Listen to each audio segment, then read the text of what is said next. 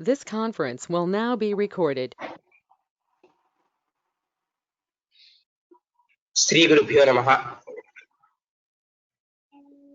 అష్టావక్ర గీత 4వ రోజు 27 సెప్టెంబరు ఆదివారం.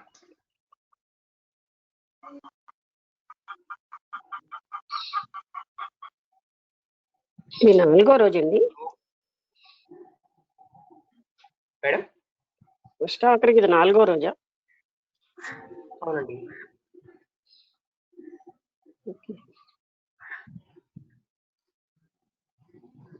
రెండవ ప్రకరణంలో ఆత్మానుభవోల్లాసములో 3వ శ్లోకం అండి. ఓకే.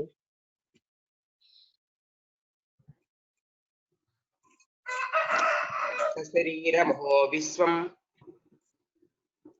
పరిత్యజ్య మయా ధువా కుతశ్చిత్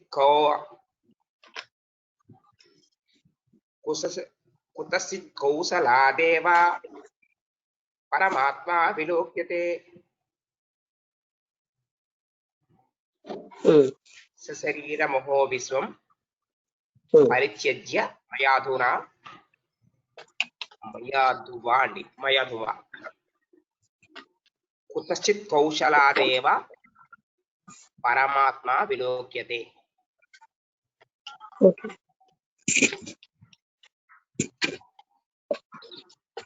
లింగ శరీరము మరియు కారణ శరీర సహితమైన సంపూర్ణ ప్రపంచమును విచారించుట వలనను ఆచార్యుల యొక్కయు శాస్త్రముల యొక్కయు ఉపదేశము వలనను చమత్కారముల వలన ఆత్మ కంటే వేరైనటువంటి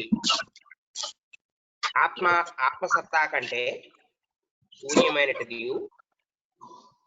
ఆత్మసత్తను పురస్కరించుకొని సత్యమైనది వలె తోచినట్టి ఈ జగత్తును నేను మిథ్యగా తెలుసుకొని పరిత్యజించి జ్ఞానస్వరూపము నా ఆత్మను అవలోకించుచూ ఉన్నాను. లింగ కారణ శరీరాలని వదిలేసి, అంటే నేను కాను అన్న భావంతో ఒక్కొక్క స్టెప్ చెప్పండి. తర్వాత ఆచార్యుల యొక్కయు శాస్త్రముల యొక్క గురువుల యొక్క మాటలతోటి, అంటే అందులో ఉన్న సారాన్ని తెలుసుకుని చమత్కారములను చమత్కారాలంటే అక్కడ ఉన్నటువంటి గొప్ప మిస్టరీస్ అనేవి ఉన్నాయి కదా ఈ ప్రపంచంలో జరుగుతున్నాయి. ఆత్మ కంటే వేరైనటువంటి ఆత్మసత్తా కంటే శూన్యమైనది ఏదీ లేదని, ఆత్మ కంటే వేరైనది ఏదీ లేదు. ఆత్మ యొక్క సత్తా అంటే శక్తి కంటే శూన్యమైనటువంటి, అంటే ఏమి అంత అతి శూన్యం అని అంటే ఇక్కడ అర్థం ఏంటంటే సూక్ష్మాది సూక్ష్మమైనది అని అటువంటిది. ఆత్మసత్తాను పురస్కరించుకొని సత్యమైనది వలె తోచినట్టి, అంటే అప్పుడు ఆత్మ యొక్క పవర్ ని, శక్తిని తెలుసుకుని సత్యమైనటువంటి తోచేటటువంటి ఈ జగత్ అంతటిని సత్యమని భావించి చదవండి. నేను మిథ్యగా తెలుసుకొని పరిత్యజించి జ్ఞానస్వరూపము నా ఆత్మను అవలోకించుచూ ఉన్నాను. అంటే ఇవన్నీ మిథ్య అని తెలుసుకున్నాను. ఏమిటేమిటి మిథ్య అని తెలుసుకున్నాడు ఆయన అంటే భౌతికంగా కనబడే స్థూల కారణ శరీరాలు మిథ్య అన్నాడు. తర్వాత ఈ ప్రపంచం, ఈ జగత్ అంతా ఇందులో మిథ్య అని, శూన్యంగా అంటే ఇది చాలా సూక్ష్మతరమైందని, ఇవన్నీ జగత్తుకి అసలు నిత్యత్వం లేదని. వినబట్టం లేదా? హలో, వినబడుతుందా? దూరంగా ఉన్నట్టు వస్తుంది, సరిగా వినిపించట్లేదు. ఇప్పుడు అలాగే ఉందా? ఓకే. నిత్య ఇవన్నీ జగత్తు మొదలైనవన్నీ మిథ్య అని వాటన్నిటినీ నేను పరిత్యజించి ఆత్మతత్వంలోనే ఉండడానికి నిశ్చయించుకున్నాను అంటే ఉంటున్నాను అని చెప్తున్నాను. ఆయనకి పూర్తిగా అర్థమైపోయింది ఇవన్నీ మిథ్య అని. అది ఎంతవరకు అంటే ఇంకెక్కడా కూడా టెంప్టేషన్ లేనట్టుగా అయిపోయింది జనకులకి. ఇప్పుడు వినబడుతోందా? ఎందుకు అనగా ఇప్పుడు వినిపిస్తోంది క్లియర్ గానే ఉంది. ఓకే. ఎందుకు అనగా ఆత్మజ్ఞానమునకు అతిరిక్తమైన మరే ఉపాయము చేతను ఆత్మావలోకనము కాదు, ఆత్మ సాక్షాత్కారము కలుగదు. ఇది అంటే ఆత్మజ్ఞానానికి అది ఎలాగా మన అందరికి క్లియర్ గా తెలుస్తుంది. ఆత్మజ్ఞానానికి సంబంధించిన జ్ఞానం తప్ప మరి ఏ ఇతర జ్ఞానం చేయాలని ఆత్మజ్ఞానం కలగదు. 4వ శ్లోకం అండి. యథా న తోయతో భిన్నస్తరంగా తేన బుద్బుదాః ఆత్మనో న తథా భిన్నం విశ్వమాత్మ వినిర్గతం. విశ్వమాత్మ వినిర్గతం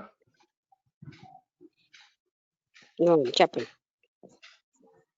ఉపాదాన కారణమైన జలము కంటే అలలు, మురుగులు, బుడగలు ఎట్లు వేరు కావో అట్లే విశ్వోపాదాన కారణమైన ఆత్మ కంటే ప్రపంచము వేరు కాదు. అంటే జలం కంటే అలలు, బుడగలు, అందులో వచ్చేటటువంటి ఇవన్నీ కూడా ఎలా వేరు కాదు. అంటే జలం ఉంటేనే అలలు వస్తున్నాయి, బుడగలు ఉంటాయి, ఇవన్నీ ఒక్కటే ఏకరూపంగా ఉన్నాయి. అదే విధంగా ఈ అసలైనటువంటి ఆ ఆత్మ కంటే ఇవేవి జగత్తు, శరీరం, మిగతా ఏవి కూడా సత్యం కాదు, అందులోనే అవన్నీ ఉన్నాయి, అదే అవన్నీ అయి ఉంది అని. అంటే ఎలా అయితే బుడగలు, అలలు ఆ జలంలోనే జలమే ఆ విధంగా అయిందో ఆ విధంగానే ఈ శరీరాలు అన్నీను, అలాగే జగత్తు కూడా ఆత్మతత్వమే అలా మారింది, ఆత్మతత్వంగానే ఉంది ఇదంతా అని తెలుసుకున్నాను అని అతను చెప్తున్నాడు. ఏ విధముగా తరంగ బుద్బుదాదుల యందు జలము అనుగతమై ఉన్నదో అట్లే శుద్ధ చైతన్యము సంపూర్ణ విశ్వమునందు అనుగతమై ఉన్నది. అది అంటే ఈ సంపూర్ణ విశ్వంలో ఈ చైతన్యము ఒక అనుగతం అంటే ఆధారమై ఉంది దీని అంతటికి. ఎలా అయితే ఈ అలలకి మిగతా వాటికి జలం ఆధారంగా ఉందో సంపూర్ణ చైతన్యమే విశ్వం అంతటికి ఆధారంగా ఉంది. కల్పిత సర్పము తనకు అధిష్టానమైన రజ్జువునందు కంటే అధిష్టానమైన రజ్జువున కంటే ఓకే భిన్నము కాక రజ్జు రూపమై అయినట్లు ఈ కల్పిత జగత్తు కూడా అధిష్టానభూతముగు చైతన్యము కంటే భిన్నము కాదు. అంటే రజ్జు సర్పం దాంట్లో అధిష్టానమైనటువంటి అంటే ఈ సర్పం అనే దాన్ని మనం అధిష్టానం కదండి అక్కడ. అంటే మరొకసారి చదవండి అక్కడ. అధిష్టానమైన రజ్జువు కంటే భిన్నము కాక. రజ్జు అధిష్టానం రజ్జు అంటే అది అన్నమాట. అంటే సర్పము భ్రాంతితో మనం ఎలా అయితే ఎన్నో బాధలు, భయాలకి, ఆందోళనకి లోనైపోయి అసలు తర్వాత తెలుసుకున్నది ఏంటంటే కేవలంగా అక్కడ అధిష్టానంగా ఉన్నది రజ్జు అంటే తాడు మాత్రమే. ఎలాగో ఈ భ్రాంతులన్నీ పామని అనుకోవడం, భయం, ఆందోళనలు చెందడం, మరో రకంగా చేయడం, ఇవన్నీ కూడా భ్రాంతి చేత వచ్చిన పనులు. అలాగే కేవలంగా ఆ శుద్ధ చైతన్యమే సమస్తానికి మూలం అయి ఉంది. ఇదన్నీ దాంట్లో ఉన్నాయి, కానీ అలాగ మనకి భ్రాంతి మాత్రంగా జగత్తు వేరుగా గోచరిస్తోంది.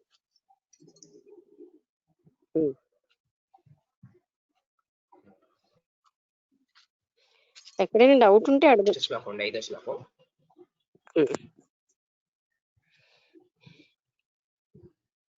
పంతు మాత్రో భవేదేన పటో యద్విచారతః ఆత్మ తన్మాత్రమే వేదం తద్దద్విసం విచారితం. వేదం అంటే తెలుసుకోవడం. ఓకే. స్థూల దృష్టికి నూలు కంటే వస్త్రము వేరైనట్లు తోచినను విచారణా దృష్టితో చూచినట్లయితే తంతు రూపమే వస్త్రము కాని దానికంటే భిన్నమైన వస్తువు మరి ఒకటి లేనట్లు స్థూల దృష్టికి మాత్రమే పరబ్రహ్మమున కంటే ఈ జగత్తు విలక్షణమైనదని తోచును. అది అంటే ఇప్పుడు మరొక ఉదాహరణలో చెప్పారు. ఎలా అయితే వస్త్రం అంతా కూడా నూలు పోగులతో తయారవుతుంది. మామూలుగా స్థూలంగా ఒకసారి చూసేసరికల్లా ఈ నూలు కంటే వస్త్రం వేరుగా ఉంది అనిపిస్తుంది. అలాగే ఈ ఎలా అయితే స్థూల దృష్టికి వస్త్రము నూలు వేరుగా కనిపిస్తున్నాయో ఈ జగత్తు ఆ పరమాత్మ తత్వం వేరుగా కనిపిస్తున్నాయి మనకి. అవి స్థూలంగా చూస్తే, కానీ అవి వేరుగా లేవు. అయితే యుక్తి వలన విచారణ వలన ఈ ప్రపంచము ఆత్మరూపమే గాని దానికంటే భిన్నము కాదు అని తెలియను. యుక్తి మనకున్న యుక్తి జ్ఞానం మొదలైన వాటి వల్ల విచారణ వల్ల మనకి తెలిసింది ఏంటంటే ప్రపంచము ఆత్మతత్వం కంటే భిన్నముగా లేదు అని తెలిసింది. తంతువు తన సత్త ఒకటి వలన పటమునందెట్లు అనుగతమై ఉన్నదో ఏంటండి తంతువు తన సత్త ఒకటి వలన సత్ పటమునందెట్లు అనుగతమై ఉన్నదో పటమా అంటే వస్త్రం అని అనుకుంటా. ఓకే. అట్లే ఆత్మ కూడా తన సత్త వలన అధిష్టానభూత రూపమై సమస్త జగత్తునందును అనుయాయి అయి ఉన్నది. తంతువు అనే మొదలెట్టారు కదా, తంతువు తన సత్త రూపంలో సత్త అగుట వలన అంటే తంతువు చేతే ఏ విధంగా అయితే వస్త్రం తయారయ్యబడిందో అంటే దానికి ఆధారం తంతువు అయింది. వస్త్రం తంతువులన్నీ కలిస్తేనే ఒక వస్త్రం అయింది. అలాగే ఈ మళ్ళీ అదే చెప్పారనమాట. ఈ ప్రపంచం అంతటికీ అధిష్టానంగా ఆత్మతత్వమే ఉన్నది, మరొకటి లేదు.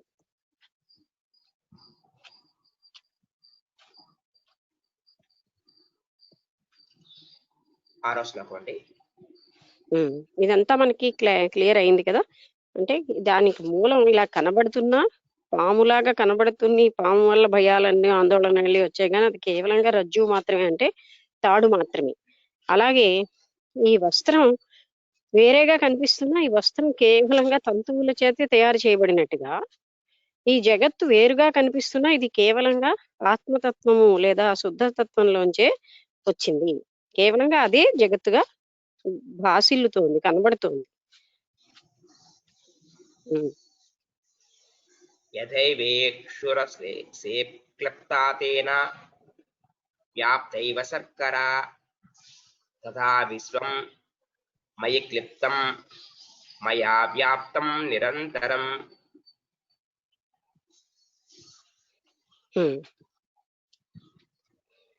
చెరుకు రసమునందు ఇమిడి ఉన్న చక్కెర దాని యొక్క మాధుర్యము చెరుకు రసము చేతనే వ్యాప్తమైనట్టు నిత్యానంద స్వరూపమైన స్వరూపుడనైన నా యందు కల్పితమైన ఈ ప్రపంచము నా చేతనే వెలుపలను లోపలను అంతటను వ్యాప్తమై ఉన్నది. ఇందువలన ఈ జగత్తు ఆత్మస్వరూపమై ఉన్నది. చెరుకులో ఉన్నటువంటి తీపి చెరుకు రసం వల్ల మనకు తెలుస్తుంది.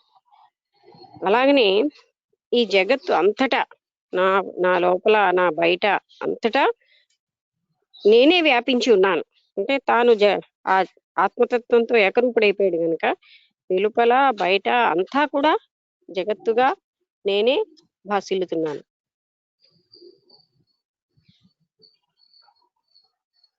నెక్స్ట్ శ్లోకం అండి. ఆత్మా జ్ఞానా జగద్భాతి. ఇక్కడ ఇందులో కూడా సాధారణంగా క్లుప్తంగా ఉదాహరణలు ఇచ్చారు. ఎందుకంటే ఇంకా మనకి ఏమైనా ఇది స్టార్టింగ్ లో చదివే వాళ్ళకి ఈ ఉదాహరణలు అవసరమే. ఆ ఉదాహరణలు లేకపోతే అర్థం అవ్వదు. ఉదాహరణల దగ్గర కన్ఫ్యూజ్ అవ్వకూడదు. అంటే అవన్నీ ఎలా అయితే ఒకటిగా ఉన్నాయో జగత్తు కూడా చైతన్యంతో ఏకరూపంగానే ఉంది అని, అది మనకి మెయిన్ పాయింట్ అనే విషయం నాకు పూర్తిగా తెలిసిపోయిందని ఆయన జనక మహారాజ్ అంటున్నాడు. ఓకే. ఆత్మా జానాత్ జగద్భాతి ఆత్మ జానాన్న భాసతే రజ్జజ్ఞానాదహిర్భాతి తత్జ్ఞానాత్ భాసతే నహి. ఉమ్,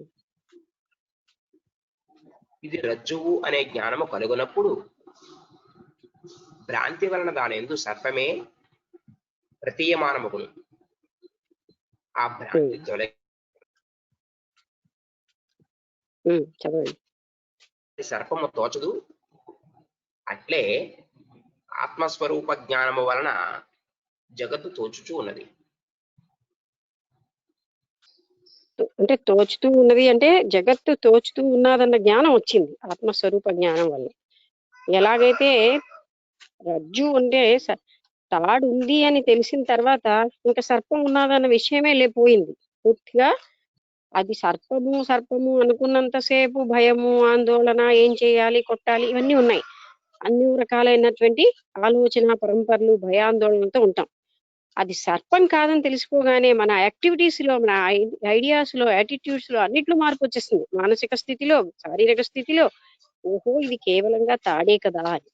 అలాగనే ఇది జగత్తుగా మనం వేరుగా ఉన్న చూస్తున్నాం, కానీ ఆత్మజ్ఞానం వల్ల నాకేం తెలిసిందంటే ఇదంతా జగత్తుగా భాసిల్లుతున్న ఆత్మతత్వమే, వేరు కాదు అని నాకు తెలిసిపోయింది.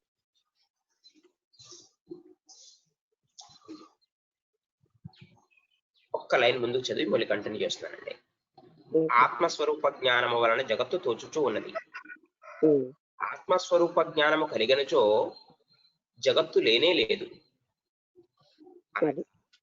అంటే అసలు తోచుచూ ఉన్నది అనే పాయింట్ కి జగత్తుగా లేదు, అది కనబడుతున్నా సరే అది జగత్తుగా లేదు, అది కేవలంగా ఆత్మస్వరూప జ్ఞానంగానే కనిపిస్తుంది. జ్ఞానం వచ్చాక జగత్తు భిన్నంగా కనబడదు, ఆ జగత్తు లోపల ఉన్నటువంటి ఆత్మస్వరూపమే కనిపిస్తూ ఉంటుంది. అనగా లక్ష్మి త్రిపుర రహస్యంలో ఇప్పుడు ఒకసారి ఒక ప్రశ్న వేశారు. ఇప్పుడు పాము జ్ఞానము పోతుంది మనకి ఎప్పుడైతే తెలిసిందో అది తాడేనని. అప్పుడు కానీ తాడు జ్ఞానం కూడా పోతుంది, అది ఎలాగా నేను మిమ్మల్ని ప్రశ్నిస్తున్నాను అన్నావు. అటువంటిది ఏదో దాని గురించి ఏం చెప్తావే మరోసారి? లేదు లేదు, తాడు జ్ఞానము అనేది కాదు అక్కడ. అక్కడ ఉదాహరణ ఏంటంటే రజ్జు సర్ప భ్రాంతి అన్నది దేనికి వాడతాము? సర్పం అనుకున్నంతసేపు మనకి కేవలంగా ఆ భయం, దాని మీద ఎన్నెన్నో ఆలోచనలు మొదలెడిపోతాయి, ఎన్నెన్నో యాక్టివిటీస్ వచ్చేస్తాయి. ఎప్పుడైతే అది సర్పం కాదు అనేది ఎవరి వల్ల మనకు తెలిసాక అంతవరకు భయపడుతూ ఏదేదో ఒక రకమైన ఆందోళనకి లోనైపోయిన అంతరంగం అంతా అవన్నీ డ్రాప్ అయిపోతాయి ఒక్కసారిగా. ఓహో ఇది తాడే కదా అని. అంటే ఆ జ్ఞానము. అలాగనే ఈ జగత్తు అనేది ఇంత అమ్మో ఇలా ఉంది, ఇన్ని చేయాలి, అవి చేయాలి, ఇలాంటి ఎఫెక్ట్లన్నీ మనకి జగత్తుగా నిత్యముగా ఫీల్ అయినంతసేపు ఉంటాయి. ఎప్పుడైతే జ్ఞానం వచ్చేసిందో అది కేవలంగా ఇది ఆత్మతత్వం సుమా, అంటే నా యొక్క చైతన్య స్వరూపమే, నా స్వరూపమే ఇదంతా అని ఒక భావన అంతర్గతంగా స్థిరం అయిపోతుంది. అయితే తాడు ఉండదు అని కాదు అక్కడ, కేవలంగా ఉదాహరణ ఏంటంటే తాడు అని తెలియక భ్రాంతి చెందారు. తాడు జ్ఞానం అది ఎప్పుడో త్రిపుర రహస్యంలో చెప్పావు, అడుగుదాం అనుకున్నాను. సరే ఆ టైంలో ఆ కాంటెక్స్ట్ అడగాల్సి. ఓకే. అంటే ఇంకా సూక్ష్మతరంగా వెళితే తాడుగా కూడా అది లేదు, అది కూడా చైతన్య స్వరూపమే అలా ఆలోచిస్తే. కానీ ఇక్కడ మనము ఆ ఉదాహరణ కేవలంగా మనం ఆపాదించిన ఈ భయాలు, ఈ ఆందోళనలు, ఇది పామన్న ఆపాదనలు, వాటిలోనే మనం ఉండిపోతున్నాం సత్యం ఏమిటో తెలిసే వరకు. తెలిసిన తర్వాత మాత్రం ఇవన్నీ డ్రాప్ అయిపోతాయి. ఇంతకాలం ఉన్న దుఃఖాలు, బాధలు, భయాలు, ఏవేవో ఎన్నో రకాలైనటువంటి ఫీలింగ్స్ అన్ని ఒక్కసారి డ్రాప్ అయిపోతాయి. జగత్తు గా లేదు ఇది, ఆత్మే జగత్తుగా భాసిల్లుతోందని. ఓకే. అనగా ప్రబోధము వలన స్వరూప జ్ఞానము కలిగిన తోడనే ప్రపంచము మిథ్య అవుచూ ఉన్నది. అది స్వరూప జ్ఞానం అంటే తన స్వస్వరూప జ్ఞానం కలగగానే ప్రపంచం మిథ్య. ఇంతవరకు అది సత్యం అని కూడా మనం భావించి బతికాం. ఆ స్వరూప జ్ఞానం కలగగానే ఇది కేవలంగా మిథ్య అని తెలిసిపోతుంది. అంటే నేను ఊహించిన విధంగా పాము ఎలాగే సత్యం అనుకున్నానో, పాము ఎంత సత్యమో ఊహలోనే సత్యం, తాడని తెలియగను అంతవరకే సత్యం. అలాగే ఈ జగత్తు కూడా ఆత్మతత్వమే అన్నది తెలియనంత వరకు ఈ సత్యమే. కానీ ఇది ఇప్పుడు నాకు మిథ్య అని తెలిసిపోయింది. కాకాక్షి న్యాయము ఉచిత అనుసంధేయము. కాక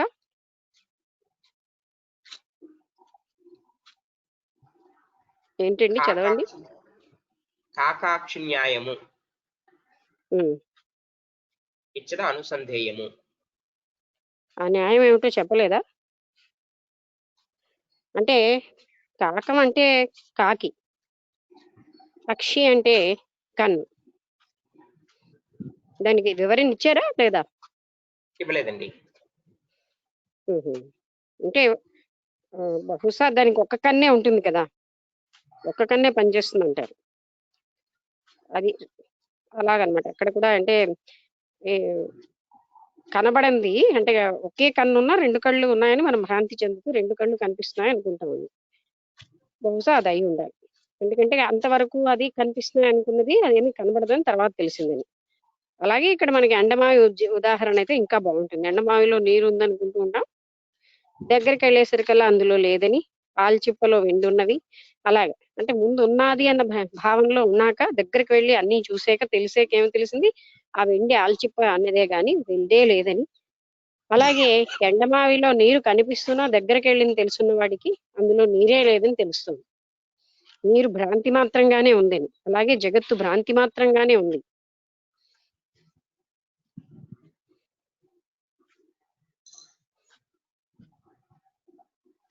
నెక్స్ట్ శ్లోకం అండి. ఇంకా దీనికి ఇంక వివరణ ఇంకేం లేదు. ప్రకాశో మే నిజ రూపం నాతిరిక్తోస్మ్యహం తతః యథా ప్రకాశతే విశ్వం తదాహం భాసయేవ హి.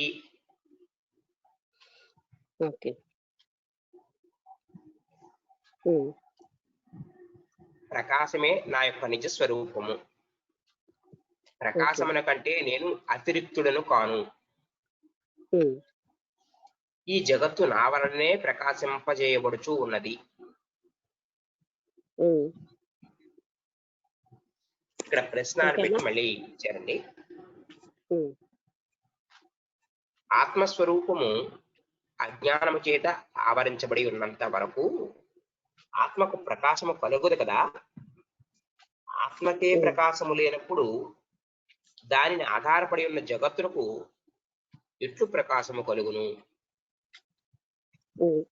అంటే ప్రకాశమే నేను, అది నా స్వరూపమై ఉంది, నేను జగత్తుగా ప్రకాశిస్తున్నాను అంటూ ఆత్మస్వరూపము జగత్తుగా అంటే దాన్ని ఎన్నో ఆవరణలు అడ్డేసాయి. ఆ ఆవరణలు మనకేం చేస్తున్నాం అండి, ఆల్రెడీ ఆత్మస్వరూపం అక్కడే ఉంది. ఆవరణలు అంటే ఇక్కడ ఎన్నో రకాలైనటువంటి పొరలుగా ఎన్నో పొరలు అడ్డేసి ఉన్నాయి కనుక ఆత్మస్వరూపం భాసిల్లటం లేదు. మనం సాధన చేయడం కానీ ఏం చేసినా ఆ పొరలన్నీ తొలగించుకుని ఆత్మస్వరూపాన్ని పొందడమే మనం చేసేది. ఉన్నదాన్నే అదే దాన్ని అక్కడే ఉంటుంది, అది ఎక్కడా లేదు. కానీ ఎప్పుడైతే దాని మీద పొరలు అంటే ఇలాంటివన్నీ అడ్డేస్తున్నాయో అప్పుడు అది ఎలా భాసిల్లుతుంది? తనలోనే ఉన్నదే అలా భాసిల్లినప్పుడు అది బయట మాత్రం ఎలా మనకి అనిపిస్తుంది అంటే అటువంటి అద్దంతో చూస్తున్నాం అనమాట.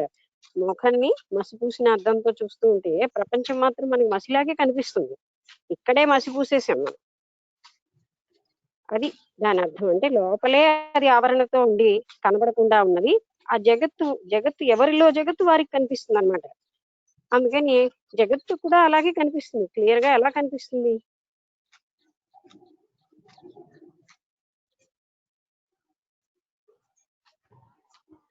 నాకు ఏ ప్రకారము అనగా నిత్య జ్ఞానము కలదో అది నా యొక్క స్వాభావిక స్వరూపమై ఉన్నది. నేను ఆ ప్రకాశము కంటే భిన్నుడను కాను. అది నాకున్నటువంటి ఈ జ్ఞానం అనేది ఆ ప్రకాశమే నేనని నాకు తెలుస్తుంది. నేను ఆ ప్రకాశం కంటే భిన్నుడనేం కాను.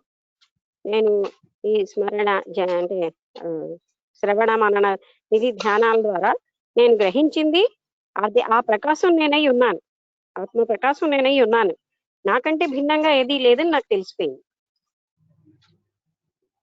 అందువలన ఎప్పుడు జగత్తు ప్రకాశించుచున్నదో అది అందువలన నానుండే ఎప్పుడు జగత్తు ప్రకాశించుచున్నదో అది నా నుండే ప్రకాశించుచున్నది అని తెలియవలేను. జగత్తు ప్రకాశిస్తోంది అంటే అది నాలోంచే ప్రకాశిస్తోంది. ఎందుకంటే నేనే ఆత్మస్వరూపాన్ని అయి ఉన్నాయి, చిదాత్మనై ఉన్న నాలోంచే జగత్తంతా ప్రకాశిల్లుతోంది. ఎందుకంటే నేను ఆత్మస్వరూపాన్ని అని తెలుసుకున్న జనకుడు ఈ విధంగా మాట్లాడుతున్నాడు. నేను చైతన్య స్వరూపాన్ని అయి ఉన్నాను, జగత్తంతా చైతన్యంగా ప్రకాశిల్లుతోంది. మరొక ప్రశ్న, జ్ఞానము అజ్ఞానము ఈ రెండు చీకటి వెలుతుర వలె పరస్పర విద్యుమలై విన్నందున స్వరూపభూత చేతన ప్రకాశము దగ్గర అజ్ఞానం ఎట్లు నిలవగలదు అనగా జగత్తు ఆత్మ ప్రకాశము చేత ప్రకాశింప వీలు లేదు అని భావము. విరుద్ధములై అన ఆ పదం అక్కడ పరస్పర విరుద్ధములై కదా. చీకటి వెలుతురు పరస్పరం విరుద్ధం. వెలుతురు ఇంకా అక్కడ వెలుతురు ఉన్నప్పుడు చీకటి ఉండే ఉండదు. అలాగే ఆత్మ ప్రకాశంతో ఉన్న నాకు జగత్ ఎలా నిలవగలదు అంటే కేవలంగా జగత్తుగా భాషిల్లుతోంది ఆత్మ ప్రకాశం అని నాకు దృఢమైపోయింది. ఇంకా వేరేగా జగత్తు సత్యంగా నాలో లేదు అని చెప్తున్నాడంటే నిలవదు. అక్కడ జగత్తు సత్యము అన్న భావన ఇంకా ఉండదు, కేవలంగా ఆత్మ చైతన్య స్థితి ఉన్నది.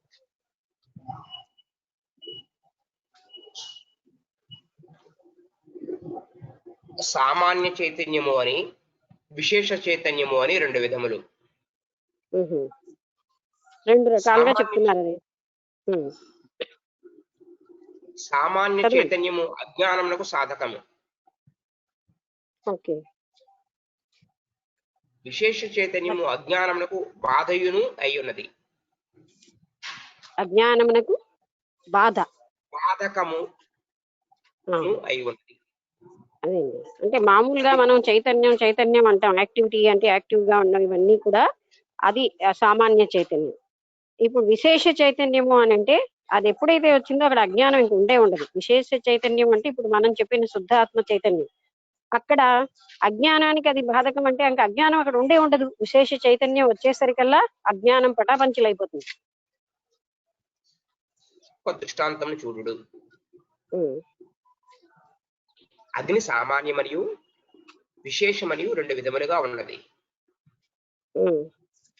సామాన్య అగ్ని అన్ని కట్టెలు యందు ఉన్నను వాటిని దహించట్లేదు, పైపెచ్చు వాటిని అభివృద్ధి చేయించు ఉన్నది. ఎట్లనగా ప్రపంచమునందరి పదార్థములన్నీ పంచభూతాత్మకులై ఉన్నవి. అందువలన కట్టెల్లో అగ్ని ఉండి వారిని అభివృద్ధిని పెంపొందించుచున్నదే కానీ నాశనము చేయట్లేదు.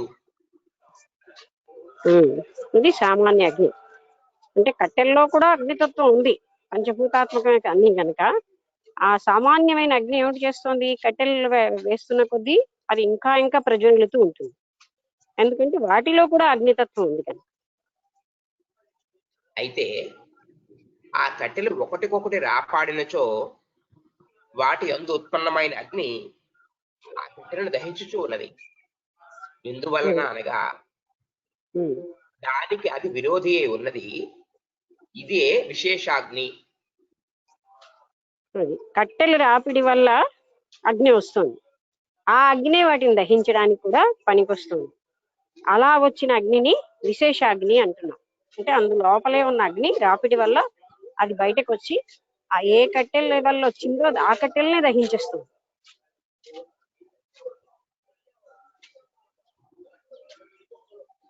అట్లే సామాన్య చైతన్యము సర్వత్రా వ్యాపకమైనదే.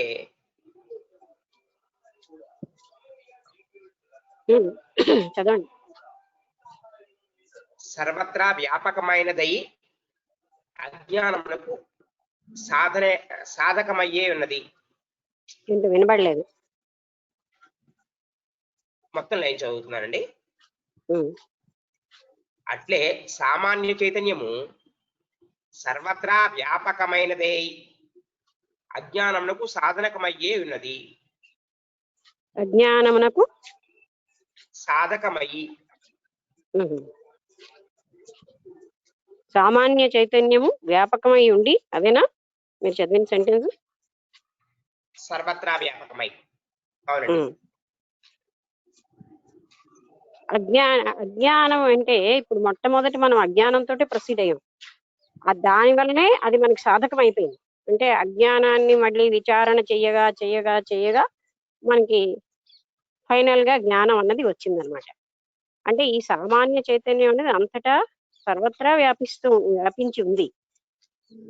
వ్యాపించి అజ్ఞానమునకు సాధకమయ్యే ఉన్నది. అంటే మామూలుగా అసలైనటువంటి చైతన్య స్థితి వస్తే అజ్ఞానం పటాపంచలైపోతుంది. ఇది అజ్ఞానానికే సాధకమైంది. అంటే అజ్ఞానం కూడా దాంట్లో ఉంటుంది, తర్వాత అది ఆ సాధకంగా పనిచేస్తుంది. ఈ సామాన్య చైతన్యము మామూలుగా మనం చైతన్యము యాక్టివిటీ అని మనం అలాంటి అది సామాన్య చైతన్యం అంటున్నాం. అది వ్యాపకమై ఉంది, అంతటా ఉంది. అయితే అది అజ్ఞానానికి సాధకంగా ఉంది. కానీ ఆత్మాకార వృత్యవచ్ఛిన్న విశేష చైతన్య అజ్ఞానమునకు బాధకమై ఉన్నది. ఏంటండి? కానీ ఆత్మాకార వృత్యవచ్ఛిన్న, ఒకటే పదండి, ఆత్మాకార వృత్యవచ్ఛిన్న. అవచ్ఛిన్న అనండి. వృత్తి అవచ్ఛిన్న. అవచ్ఛిన్నం అంటే ముక్కలు కాదు ఇది అని. వృత్తి అవచ్ఛిన్న విశేష చైతన్య అజ్ఞానమునకు బాధకమై ఉన్నది. దీని అర్థం ఏమిటి? మళ్ళీ అది కూడా సాధకమై ఉంది, ఇది కూడా సాధకమై ఉంది అంటున్నారే. అంటే ఈ అవిచ్ఛిన్నము అంటే విచ్ఛిన్నం కాకుండా ఉన్నటువంటి ఆత్మాకారంగా ఉన్నటువంటి ఈ చైతన్యం కూడా అజ్ఞానానికి సాధకంగా ఉందంటున్నారు. అంటే ఇక్కడ సాధకము అంటే ఆధారం అనే విధమా? మరి అలా మొదటి తీసుకోవాలి మనం. అంటే ఆ చైతన్యము అనగా చదవండి. అజ్ఞాన నాశకమై ఉన్నది. మరి అజ్ఞానానికి సాధకం కాదు, అజ్ఞానాన్ని నాశనం చేసేటట్టు ఉంటుంది ఈ చైతన్యం. అంటే ఆ చైతన్యము సాధకంగా ఉంటే ఈ చైతన్యం అజ్ఞానాన్ని పరిచ్ఛేదం చేసేటట్టుగా, అంటే పటాపంచలు చేసేస్తుంది. ఎప్పుడైతే అవిచ్ఛిన్నమైనటువంటి ఆ ఏకరూపమైనటువంటి ఆ పరబ్రహ్మతత్వం లేదా అటువంటి శుద్ధ చైతన్యం అన్నది మనలో వచ్చేసిందో అది అజ్ఞానాన్ని పటాపంచలు చేసేస్తుంది. ఒకవేళ స్వరూప చైతన్యము అజ్ఞానములకు విరోధి అయినట్లయితే జడాత్మకమైన జగత్తే సిద్ధించదు. స్వరూప చైతన్యమేమో అజ్ఞానానికి భిన్నంగా ఉందనుకోండి. అంటే ఇక్కడ పాయింట్ ఏంటంటే మన ఆ మాయా రూపంగా ఉన్నది కనిపిస్తూనే ఉంటుంది. ఎలాగైతే అద్దంలో ప్రతిబింబాలు కనిపిస్తూ ఉంటాయో అది జ్ఞానం వచ్చినా సరే, అంటే ఏది ఇది నేను చైతన్య స్వరూపుణ్ణి అని అనిపించినా అనుకున్నా, అంటే ఎప్పుడైతే భావన తెలిసిపోయిందో సత్యం తెలిసిపోయినా సరే జగత్తు గోచరిస్తూనే ఉంటుంది. లేక ఆత్మ ప్రకాశమే లేదని చెప్పినచో జగత్తంతా అంధకారమైపోవుననే ప్రసక్తి రాగలదు. ఆత్మ ప్రకాశమే లేకపోతే జగత్తంతా అంధకారం అయిపోతుంది. అందుకని ఆత్మ ప్రకాశంతో జగత్తు భాషిల్లుతుంది. కాన ఆత్మ యొక్క స్వరూప ప్రకాశమును పురస్కరించుకునియే జగత్తు ప్రకాశించుచు ఉన్నది, కానీ వస్తుతః జగత్తు మిథ్య అయి ఉన్నది. వస్తుతః అవునండి. అంటే ఆత్మ ప్రకాశం వల్లే, అంటే ఇక్కడ మొట్టమొదటి ఇదే చదివేమనుకోండి, మనకి క్లారిటీ రావడానికి ఇన్ని ఉదాహరణలు ఇక్కడ చెప్తున్నారు. మనకి ఆల్రెడీ తెలిసింది కనుక ఇన్ని ఉదాహరణలు అనిపించవచ్చు, కానీ ఫస్ట్ టైం ఈ గ్రంథమే చదువుతూ ఉంటే ఆత్మతత్వం తెలుసుకోవడానికి వివరణ ఇస్తున్నారు. అంటే ఇది మనలో ఆ ప్రకాశమే ఆత్మ జగత్తుగా ప్రకాశిస్తోంది, కానీ వస్తుతః జగత్తు మాత్రం భిన్నంగా లేదు. అంటే ప్రత్యేకంగా జగత్తుగా వేరుగా మాత్రం లేదు, ఆత్మతత్వమే జగత్తుగా ప్రకాశిస్తోంది అని చెప్తున్నారు.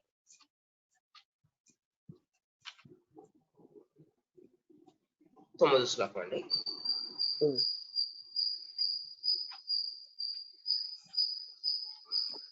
అహో వికల్పితం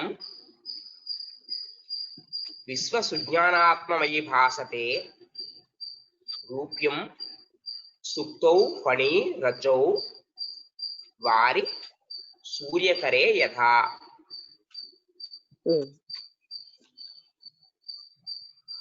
అర్థమండి. ఎట్లు వాటి వాటి యొక్క యథార్థ స్వరూపము తెలియని కారణమన భ్రాంతిచే ముచ్చుకొచ్చెప్పు ఎందు వెండియు, త్రాటి ఎందు సర్పమును, మరుమరీచికల ఎందు జలమును తోచుచూ ఉన్నవో, అట్లే స్వప్రకాశ స్వరూపుడనై నా యందు విద్యాభూత జగత్తు ప్రతీయమానమగుచూ ఉన్నది. ఈ ఉదాహరణలన్నీ కలిపి ఒకసారి చెప్పారు. ఎలాగైతే తాడులో సర్పం అని కనిపిస్తోందో, అలాగే ముత్యపు చిప్పలో వెండి కనిపిస్తోందో, ఎండమావిలో నీరు ఎలా కనిపిస్తుందో, అలాగే ఈ జగత్తు నాలోనే అంటే నాకు భిన్నంగా కనిపిస్తోంది.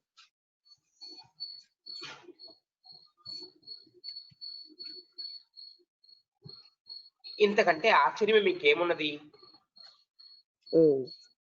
అంటే ఒక రకంగా నేను అన్నాను కదా, ఇది ఒక డ్రామా, ఎంత అద్భుతమైన డ్రామా అండి, అన్ని మన దగ్గరే ఉన్నాయి. అద్భుతమైన విషయం ఇది. ఇంతకంటే ఆశ్చర్యకరమైనది ఏముంది? సమస్తము అంటే మనం ఇన్నాళ్ళు అది ఆత్మతత్వమే సమస్తంగా ఉన్నా ఇది భిన్నంగా ఉంది అని మనం భావించి దాని మీద మనం జీవిస్తూ, అక్కడే మన దగ్గరే ఉన్న వివేకము అన్నీ ఉన్నా సరే దాన్ని మనం విచారణ చెయ్యకుండా ఆ అసత్యాన్ని సత్యమని జీవించేస్తూ జన్మ తర్వాత జన్మ మరణ చక్రం తిరిగి తిరిగి పుట్టడం చావడం అనే ఈ జనన మరణ చక్రంలోనే మనం బంధీకృతులం అయిపోతున్నాం. అది ఇక్కడ అద్భుతమైనటువంటి ఆశ్చర్యకరమైన విషయం. 10వ శ్లోకం అండి. మత్తో వినిర్గితం విశ్వం మయ్యేవ లయమేష్యతి బుద్ధి కుంభో జలే విచిః కనకే కటకం యథా.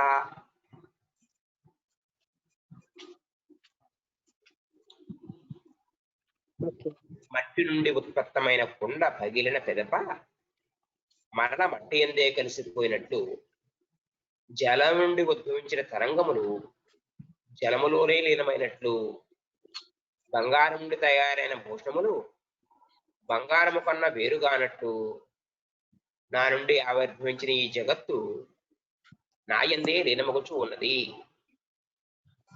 అది అంటే మట్టితోటి తయారైన కుండ పగిలిపోయాక మట్టిలోనే కలిసిపోతుంది. బంగారంతో తయారయ్యే నగలన్నిటినీ కరిగించేస్తే బంగారంగానే మారిపోతున్నాయి. ఇంకో ఉదాహరణ ఏంటండి?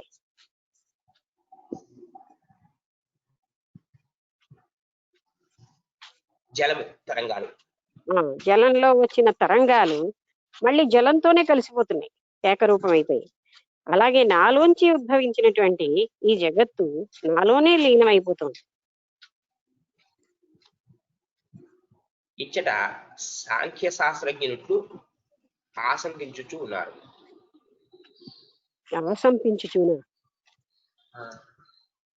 అదే పదం ఓకే, ప్రశ్న సమాధానాల్లో ఉన్నాయి ఇక్కడ. ప్రశ్న, ఉమ్, ఈ జగత్తు ప్రకృతి యొక్క కార్యము. ప్రకృతి నుండి పుట్టి మరల ప్రకృతి అందే లీనమగుచు ఉన్నది. ఉమ్, చైతన్యముగు ఆత్మ నుండి జగత్తు పుట్టలేదు, లయమగుట లేదు. ఎందుకు అనగా చేతనారూపము ఆత్మ నుండి ఒకసారి చైతన్యము చైతన్యముగు ఆత్మ నుండి వాట్ల నుండి ఆత్మ ఆత్మ నుండి అన్న చైతన్యము చైతన్యముగు ఆత్మ నుండి. అక్కడ పదం సరిగ్గా లేదండి. చైతన్యమగువా చైతన్యముగు ఆత్మ నుండి ఇప్పుడు క్లియర్ అయింది. జగత్తు పుట్టట లేదు, లయమొకటి లేదు. ఓకే. ఎందుకు అనగా చేతనారూపముగు ఆత్మ నుండి జడముగు జగదుత్పత్తి సంభవించదు. ఇక్కడికి ఫుల్ స్టాప్ అండి. అక్కడ ఉత్పత్తి అవ్వట్లేదు కదా అసలు. సాంఖ్యులు ఇలా అంటారనమాట. అంటే ప్రకృతి నుంచే ఇదంతా వేరే ఉత్పన్నమైంది, కానీ చైతన్యమైనటువంటి ఆత్మలోంచి జడమైనటువంటి ఈ జగత్తు ఉద్భవించదు అని.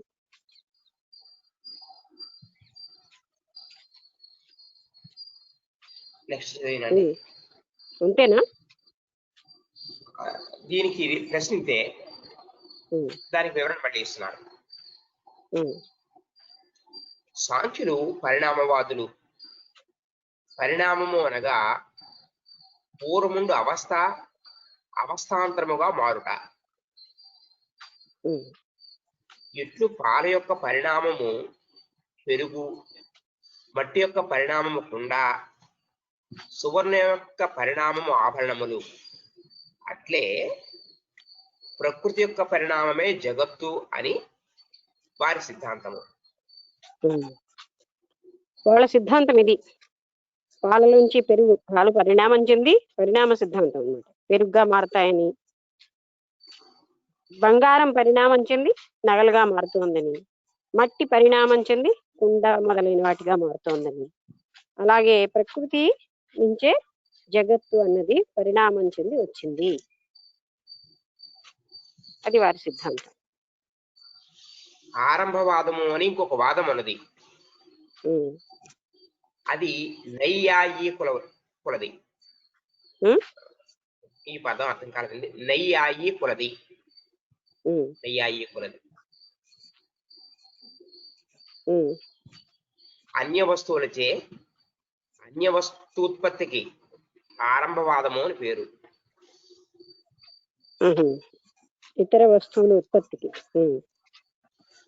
అన్యములైన తంతువుల చేత అన్యమైన వస్తుత్పత్తి ఎగునట్లు అన్య పరమాణువుల చేత జగతుత్పత్తి ఎగుచూ ఉన్నది అని వారి వాదము. అంటే వేరేగా ఉన్న పరమాణువుల చేత జగత్ ఉత్పత్తి అవుతున్నది. ఇది కొంచెం త్రిపుర రహస్యంలో కూడా పరమాణువాదాన్ని కూడా ఆయన కట్ చేశారు కదా. అది వాళ్ళు పేరు పెట్టలేదు, కానీ పరమాణువాదం అని ఉన్నది, కానీ అది కూడా నిలవదు అని చెప్పారు. ఎందుకు నిలవదు అంటే చైతన్యమే బాసిల్లుతోంది, కానీ అది ఎక్కడ తయారవలేదు. ఇక మూడవది వివర్తవాదము. ఏం వాదం? వివర్త. ఇది వేదాంతులది. ఒకే వస్తువు తన పూర్వావస్థ నుండి మరి ఒక అవస్థ పొందినట్లు తోచుట.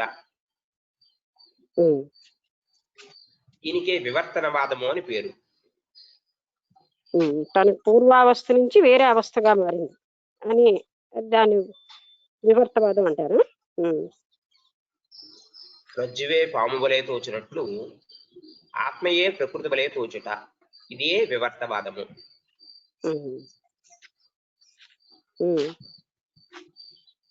ఒకవేళ సాంఖ్య సిద్ధాంత ప్రకారము జగత్తు బ్రహ్మము యొక్క పరిణామమే అని అంగీకరించినచో అప్పుడు చైతన్యము నుంచి జగత్తు ఎట్లు ఉత్పన్నమగును, ఎట్లు లయించును అను దోషము సిద్ధమగును.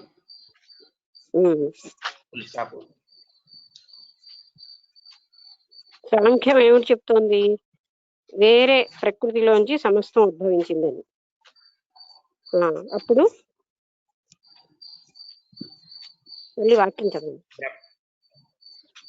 జగత్తు బ్రహ్మ యొక్క పరిణామమే అని అంగీకరించినచో అప్పుడు చైతన్యం నుంచి జగత్తు ఎట్లు ఉత్పన్నమగును ఎట్లు లయించును అని దోషము సిద్ధమగును. అంటే ఇక్కడ ఉత్పన్నమైనదని వాళ్ళు చెప్తున్నారు, అంటే పుట్టింది అని. అలాంటప్పుడు చైతన్యంలోంచి జగత్తు ఎలా పుడుతుంది, ఎలా లయిస్తుంది? పరిణామం అన్నదానికి ఇక్కడ అంటే వాళ్ళు చెప్పిన ఉద్భవం అన్నది లేనే లేదు. వేరు వేరు వాదాలు ఉన్నాయి. ఇప్పుడు అన్నీ ఎందుకు చెప్తున్నారంటే సాంఖ్యులు ఒక్కసారిగా అందరూ ఈ ఫైనలైజేషన్ కి మనకు ఆల్రెడీ అందించారు కనుక మనం తెలుసుకున్నాం. కానీ రకరకాల వాదాలు అన్నమాట. ఇది రైటు. ఇంకా స్వామీజీ నిరంతరం చెప్తూ ఉండేవారు, రామస్వామి స్వామిజీ, ఆత్మ వేరు, జీవాత్మ వేరు, పరమాత్మ వేరు అని కొన్ని వాదాలు ఉన్నాయి. శంకరాచార్యులు రెండు ఒకటని అంటారని, అలాగా రకరకాలన్నమాట. ఇది వేరుగా ఉందని భ్రాంతితో కొంతమంది రకరకాలైన వాదాలు మొదలెడతారు, దానికి వేరే పేర్లు పెట్టారు. అలాగే అంటే జీవాత్మ వేరు, పరమాత్మ వేరేగా ఉంది, అసలు జీవాత్మ అన్నది పరమాత్మ కానే కాదని, అలాంటి వాదాలు కూడా ఉన్నాయి. సో ఇవన్నీ మనకి చూపిస్తున్నారు. ఇప్పుడు సాంఖ్యులు ఎలా చెప్తున్నారు, జగత్తు కేవలంగా వేరుగా ఉద్భవిస్తోంది ప్రకృతిలోంచి అని. అప్పుడు ఆ వాదం కూడా నిలవదు. ఎందుకంటే జగత్తు అసలు అది ఉద్భవించనే లేదు, వస్తురూపంలో లేనే లేదని చెప్తున్నారు కదా.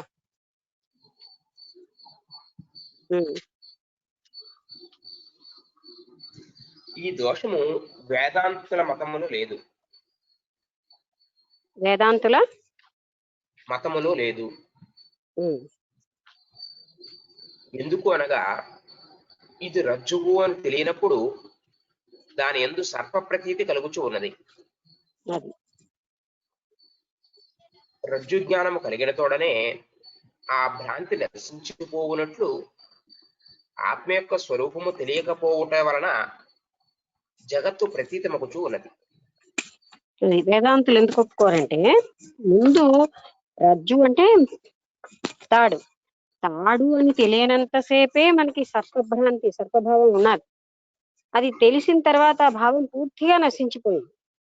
అలాగే చైతన్య స్వరూప స్థితి అనేది మనకి అనుభవంలో లేనప్పుడు జగత్తుగా కనబడుతుంది, జగత్తు ప్రత్యేకంగా ఉంది.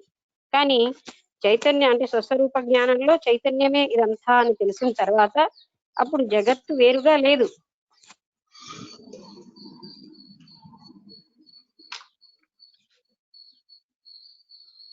స్వరూప జ్ఞానము కలిగిన తోడనే దాన్ని వృత్తి అగుచున్నది. స్వరూప జ్ఞానం కలిగిన చోటనే తన్ని వృత్తి అగుచూ ఉన్నది. నివృత్తి అంటే అది నివృత్తి అయిపోతుంది. ఏది నివృత్తి అయిపోతుంది? జగత్ అన్న భావన నివృత్తి అయిపోతుంది.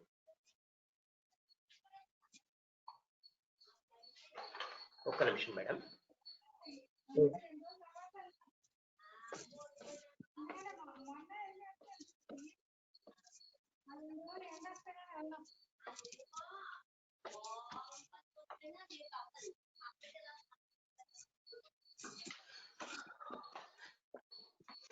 ఓకే అండి.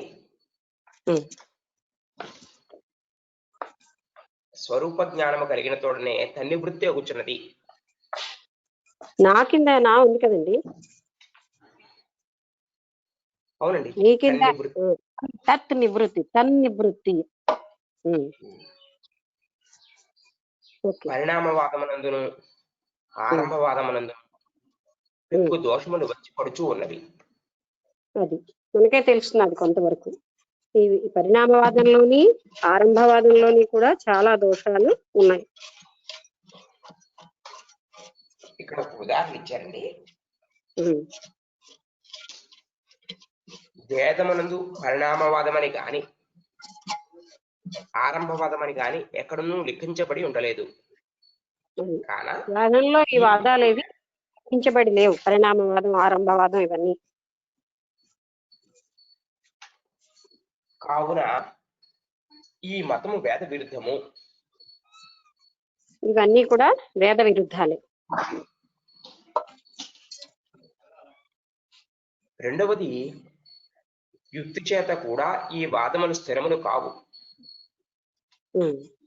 యుక్తి చేత ఎందుకు కూడా, అంటే అంటే మనకున్న వివేకంతో చూసి యుక్తితో చూసినా ఇవి స్థిరం కాదు. ఉమ్, ఎందుకు అంటే ఉమ్. ఘటము మృత్తికా పరిణామము కానీ ఆ? ఘటము ఘటం. ఆహా, ఓకే. మృత్తికా పరిణామము కానీ కుండలము సువర్ణ పరిణామము కానీ కాదు. కుండల కుండలం చెవి ఆభరణం. ఘటము మృతికా పరిణామము కానీ కుండలము సువర్ణ పరిణామము కానీ కాదు. కుండలకు సువర్ణ పరిణామమా? సువర్ణ అని ఉందా? బంగారం ఆ అదే సువర్ణ అదే అంటే బంగారం. బంగారం. అవును, నాకు తెలుసు. సువర్ణ అని ఉందా? అవునండి. అంటే మృతిగా మట్టిలోంచి కుండలే పరిణామం చెందుతున్నాయి కానీ అక్కడ బంగారం అనే వేరే పదార్థం ఏమి పరిణామం చెందలేదు.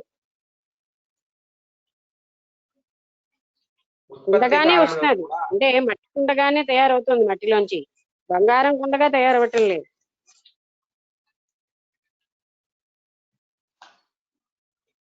ఉత్పత్తి కాలంలో కూడా ఘటము మృత్తికా రూపమయ్యి ఉన్నది.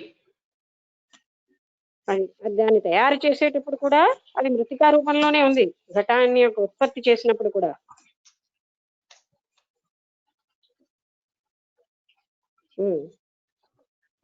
గోళాకారమై దాని రూపము నామము కల్పితములు.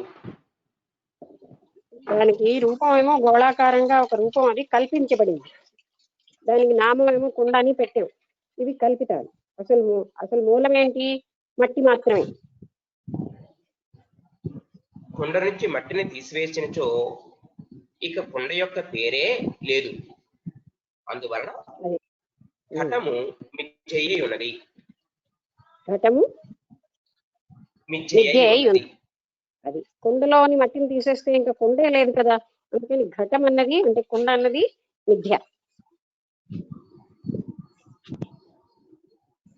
ఈ విధముగా సువర్ణ సంబంధములైన కుండలములు కూడా మిథ్యయే. సువర్ణ సంబంధములైన కుండలములు కూడా మిథ్యయే కామా. అదా కుండలములు అంటే కుండ కాదనమాట. కుండలములు తయారు చేస్తాం కదా బంగారంతో, అవి కూడా మిథ్యే. అంటే కుండలములు అంటే మనం ఏం బంగారంతో తయారు చేసినా అవి కూడా మిథ్యే. బంగారమే అది అయ్యి ఉంది, వివిధ రూపాలు, ఒక నామరూపాలు వేరుగా వస్తున్నాయి. ఉన్నది బంగారమే. మృత్తిక సువర్ణములు అన్యరూపముతో ఘట కుండలముల వలె తోచుచూ ఉన్నది. ఆద్య రూపములో అన్య రూపములకు అంటే మనకి తోచడం ఎలాగా? కుండ మృతిక అంటే మట్టి కంటే వేరేగా ఉన్నట్టు కనిపిస్తుంది. అలాగే ఈ నగలన్నీ కూడా మనం కుండలములు కానీ ఏదైనా గాజులు కానీ ఇవన్నీ బంగారం కంటే భిన్నంగా ఉన్నట్టు మనకి తోస్తున్నాయి, కానీ బంగారమే.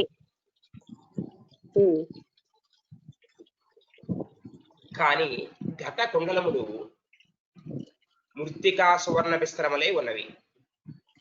అది మనకి తోచినంత మాత్రంలో అది ఎలా అయితే నిజం కాదో, ఘటం అనేది కేవలంగా మృత్తికతోటి తయారు చేయబడింది, కుండలం అన్నది కేవలంగా బంగారంతో తయారు చేయబడింది. మనకి భిన్నంగా తోచినా అందులో ఉన్న పదార్థం మాత్రం మట్టిను బంగారమే. ఈ తాత్పర్యము లోపల నిడికొనియే జనకుడు ఈ సమస్త ప్రపంచము నా నుండే ఉత్పత్తమైనది, నా యందే లయించుతున్నది అని చెప్పాను. అది అంటే ఇది మనం ఆల్రెడీ త్రిపురారహస్యం చదవడం వల్ల మనకి ఇవన్నీ సులువుగా అర్థమైపోయి ఫస్ట్ టైం పుస్తకం చదివినప్పుడు ఆ ఉదాహరణలన్నీ అవసరం పడతాయి. అందుకే జనకుడు ఈ సమస్త ప్రపంచము నాలోంచే వచ్చాయి, నాకు ఉత్పన్నమైంది, నాలోనే లయమైపోతుందని చెప్పాడు. ఎందుకంటే ఆత్మ చైతన్యమే జగత్తుగా భాసిల్లుతోందన్న సత్యం ఆయనకు అర్థమైపోయింది కనుక జగత్తు నా నుంచే ఉద్భవించింది, తిరిగి నాలోనే లయమైపోతుందని ఆయన చెప్తున్నాడు అనమాట. ప్రశ్న: దీనికి వేదవాక్య ప్రమాణం ఏదైనా కలదా? దేనికి? ఈ జనకుడు భావించిన దానికన్నా? అవునండి, చూద్దాం. వివరణ. యతో వా ఇమాని భూతాని జాయంతే ఏన జాతాని జీవంతి యత్ప్రయంత్య అభిసంవినంతి ఇది శృతే. ఓకే. ఏ ఆత్మరూప బ్రహ్మ నుండి ఈ సమస్త భూతములు ఉత్పత్తి అగుచున్నవో, ఏ ఆత్మ సత్త వలన జీవించుచు ఉన్నవో, మరల దేని యందు లయించుచు ఉన్నవో దానిని నీవు నీ ఆత్మగా తెలుసుకొనుము. అది ఏ ఆత్మ రూపంలోంచి ఇవన్నీ వచ్చాయో, దేని వల్ల అవి జీవిస్తున్నాయో, దేనిలో లయం అయిపోతున్నారో అదే ఆత్మగా తెలుసుకోను అని మనకి వేదాంతంలో చెప్పబడింది.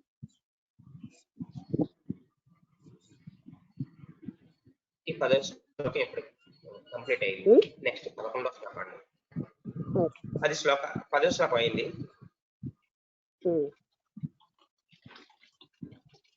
ఇక్కడ వరకు అందరికీ క్లియర్ అయింది కదా?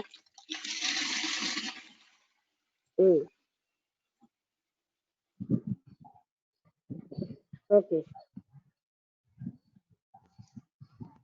మీ మాటలు క్లియర్ గానే ఉన్నాయి కానీ వేరే వేరే సౌండ్లు కూడా చాలా ఎక్కువగా వినిపిస్తున్నాయి. న్యాచురల్గా ఏంటండి? మీ మాటలు అయితే క్లియర్ గానే ఉన్నాయి కానీ మీ మాటలు కూడా నాకు వినిపిస్తున్నాయి. వినకపోతే మీరు మళ్ళీ అడుగుతాం కదా, అందరూ క్లియర్ గా లేదు అని చెప్తున్నారు కదా. క్లారిటీ లేకపోయేసరికి ఎవరైనా చెప్తారు. క్లారిటీ ఉన్నది, పర్వాలేదు.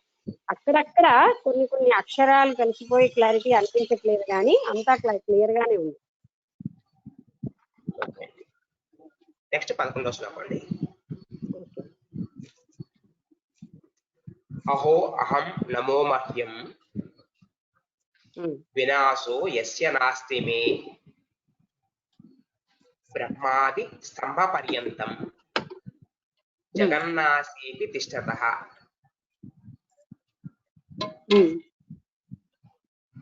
బ్రహ్మాది స్తంభ పర్యంతము. బ్రహ్మాది తర్వాత ఏంటండి? స్తంభ పర్యంతము. స్తంభ. ఓకే. ఉపాదాన కారణ రూపముతో ఉన్నప్పటికీ ఈ జగత్తు నశించిన నేను నశించను. అంటే ఇదంతా కూడా ఉపాదాన కారణం అంటే కేవలంగా వేరే ఆత్మ చైతన్యమే కారణంగా ఉన్నా. జగత్తు నశించినా సరే నేను నశించను. ఇదే ఆశ్చర్యకరమైన విషయం. అంటే నిజంగా మనం ఆలోచిస్తే ఇది చాలా అత్యద్భుతమైన మిస్టరీ. ఎందుకంటే నేను నాలోంచే జగత్తు భాషిల్లుతోంది, అది వేరేగా ఉందని అన్ని రకాలుగా ప్రవర్తిస్తుంది. అది జగత్తు నశించినా నాకు నాశనం లేదు. కానీ మనం ఎలా ఫీల్ అవుతాం? నేను చనిపోతున్నా, నాకు మృత్యు ఉంది. కానీ నేను నాశనం లేని, మృత్యువు లేనటువంటి స్వరూపాన్ని. జగత్తు నశించినా నేను నశించను. కావుననే నాశరహితుడగు నాకు నేనే నమస్కరించుకొనుచు ఉన్నాను. కావుననే నాశరహితుడనకు నాకు నేనే నమస్కరించుకొనుచు ఉన్నాను. అది నాశరహితమైనటువంటి. ఎందుకు నమస్కరిస్తున్నాడు ఆయన? నేను ఆత్మ చైతన్యాన్ని అయి ఉన్నాను, నేను స్వరూపాన్ని. అందుకని నాకు నేనే నమస్కరిస్తున్నాను. జగత్తు లేకపోయినా నశించినా నేను ఉంటాను, నేను శాశ్వత తత్వాన్ని అయి ఉన్నాను అని ఆయన గ్రహించి నాకు నేనే నమస్కరించుకుంటున్నాను అన్నాడు. మరొక ప్రశ్న.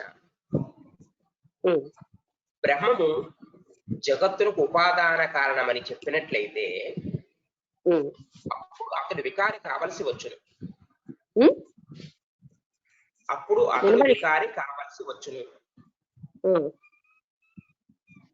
వికారి అయినచో నాశము తప్పదు కదా. ఈ ప్రశ్న అంటే ఇక్కడ ఒక పదార్థంతో ఉపాదాన కారణంగా జగత్తు పదార్థంతో ఏర్పడింది అంటే అప్పుడు వికారం చెందింది అంటే వేరేగా వికారం అయితే అది నాశనం దానికి తప్పదు. అంటే జగత్తు ఉపాదానం అంటే ఆధారంగా జగత్తు తయారైంది అంటే తయారైంది, ఉద్భవించింది, ఉత్పన్నమైనవి అన్నిటికీ వికారం అన్నమాట. అది వాటికి నాశనం తప్పదు. బ్రహ్మము జగత్తునకు పరిణామ రూప ఉపాదాన కారణమని అంగీకరించినట్లయితే జగత్తునకు బ్రహ్మము జగత్తునకు బ్రహ్మము జగత్తునకు ఓకే. ఈ లైన్ చదివానంటే కంటిన్యూ చేసిన లైన్ చదవండి. బ్రహ్మము జగత్తునకు పరిణామ రూప ఉపాదాన కారణమని అంగీకరించినట్లయితే అప్పుడు నీవు చెప్పినట్లుగా దానికి వికారము నాశము ఉన్నపోయి చెప్పవచ్చును. అప్పుడు దానికి వికారము నాశనము ఉన్నదని చెప్పాలి. కానీ మనము బ్రహ్మమునకు వివర్త ఉపాదాన కారణమనే అంగీకరించుచూ ఉన్నాము. కావున దానికి వికార నాశనము లేవు. అది అంటే అది కారణంగా జగత్తు ఉద్భవించలేదు గనక, ఉపాదానంగా జగత్తు ఉద్భవం జరగలేదు కనుక దానికి నాశనం లేదు. కేవలంగా అది వివర్త అంటే అది భాసిల్లుతోంది, వేరేగా అది ప్రకాశిస్తోంది జగత్తుగా. గాని జగత్తు ఉద్భవించలేదు అనే పాయింట్ మనం గ్రహించినప్పుడు ఉద్భవించిన ప్రతిదానికి నాశనం అయిపోతుంది. ఇది ఉద్భవించలేదు, జగత్తుగా ఎలా అయితే ప్రతిబింబాలు ఉద్భవించలేదు, అది వస్తువే ప్రతిబింబంగా కనిపిస్తోంది, అలాగే ఆ చైతన్యమే జగత్తుగా కనబడుతుంది కానీ ఉద్భవించలేదు. అందుకే భాసిల్లుతోంది, ప్రకాశిస్తోందని చెప్తున్నారు. కానీ ఎక్కడా కూడా చైతన్యంలోంచి జగత్తు ఉద్భవించిందని చెప్పలేదు.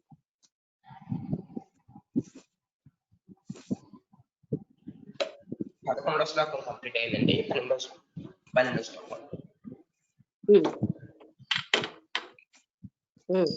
అహో అహం నమో మహ్యమేకోహం దేహవానపి ఉపచిన్న గంతా నాగంతా వ్యాప్య విశ్వమవస్థితః.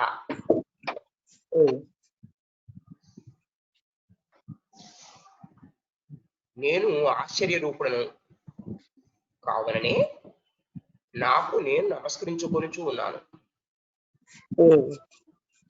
అంటే నేను ఆశ్చర్యంతో నిండిపోయి ఉన్నాను కనుకే నాకు నేను అంటే ఆశ్చర్యంతో నేను ఆత్మ చైతన్యమే అని తెలుసుకున్నాను, నాలోంచి జగత్తంతా జగత్తుగా భాషిస్తోందని తెలుసుకున్నాను గనక నాకు నేను నమస్కరించుకుంటున్నాను అని ఆయన చెప్తున్నారు. అంటే ఆశ్చర్యం అంటే ఎందుకు ఆశ్చర్యం? ఇది మహదాశ్చర్యమైన విషయం. మనం ప్రతిదీ సత్యమని నిత్యమని భావిస్తున్నదంతా కేవలంగా ఆత్మ చైతన్యమే భాషిల్లుతోంది అనేటటువంటి అనుభవం వచ్చేసరికల్లా ఇన్నాళ్ళు ఎలా ఉన్నాం, ఎన్ని రకాలుగా భావిస్తున్నాం దీన్ని అని మనకి ఎంత ఆశ్చర్యం కలుగుతుంది. అప్పుడు ఆయన నేను నాలో ఉన్న ఆత్మ చైతన్యాన్ని నమస్కరిస్తున్నాను అని చెప్తున్నాను. నేను దేహధారిణయ్యు అద్వితీయుడను. నేను దేహధారి కానీ అద్వితీయుడిని, నేను రెండుగా లేను. నేను ఎచ్చటికని పోవువాడను వచ్చేవాడను కాను. నేను ఎక్కడికి వెళ్ళేవాడిని కాదు, వచ్చేవాడిని కాదు. అంటే మరణానంతరం ఎక్కడికో వెళ్ళిపోయి ఇక్కడి నుంచో వచ్చడం ఏమీ లేవు. మామూలుగా కూడా నాకు ఏమీ వెళ్ళడము రావడము ఏమీ లేవు. కానీ విశ్వమునంతయు వ్యాపించి ఉన్నాను. కానీ విశ్వం అంతా ఉన్నాను నేను. మరొక ప్రశ్న, ప్రత్యేక శరీరముల యందు ఆత్మ సుఖ దుఃఖములు కలగదగా తోచుట చేత ఆత్మ అనేకమని తెలియచూ ఉన్నది. ప్రత్యేక శరీరముల యందు ఆత్మ సుఖ దుఃఖములు కలదిగా తోచుట చేత. ఓకే, అంటే ఇప్పుడు ప్రతి శరీరానికి అంటే మన అందరికీ ఆత్మ సుఖము దుఃఖము అవన్నీ అనుభూతి చెందుతున్నాం కదా. అందుకనే ఆత్మ భిన్నంగా ఉందని అనిపిస్తుంది. ఒకవేళ ఆత్మ ఒక్కటే అయినచో ఒకరికి సుఖము కలిగినచో ఆ సుఖము అందరికీ కలుగబడను. ఆత్మ ఒకటే అయితే ఈ ప్రశ్నే కదా, ఒకరికి సుఖం కలిగితే అందరికీ సుఖం కలగాలి, ఒకరికి దుఃఖం కలిగితే అందరికీ దుఃఖం కలగాలి. ఆత్మ ఒకటిగా ఉంటే ఆత్మ దుఃఖి అయినచో అందరూ దుఃఖితులే కావాలను. ఒకడు నటించినచో అందరూ నడుచుట, ఒకడు కూర్చునచో అందరూ కూర్చునుట కావలేను. ప్రపంచమునందు అట్లు కనిపించుట లేదు. ప్రపంచంలో అలా కనబడటం లేదు. ఒకరు నడుస్తే అందరూ నడవాలి, ఒకరు కూర్చుంటే అందరూ కూర్చోవాలి అని అది జరగటం లేదు కదా.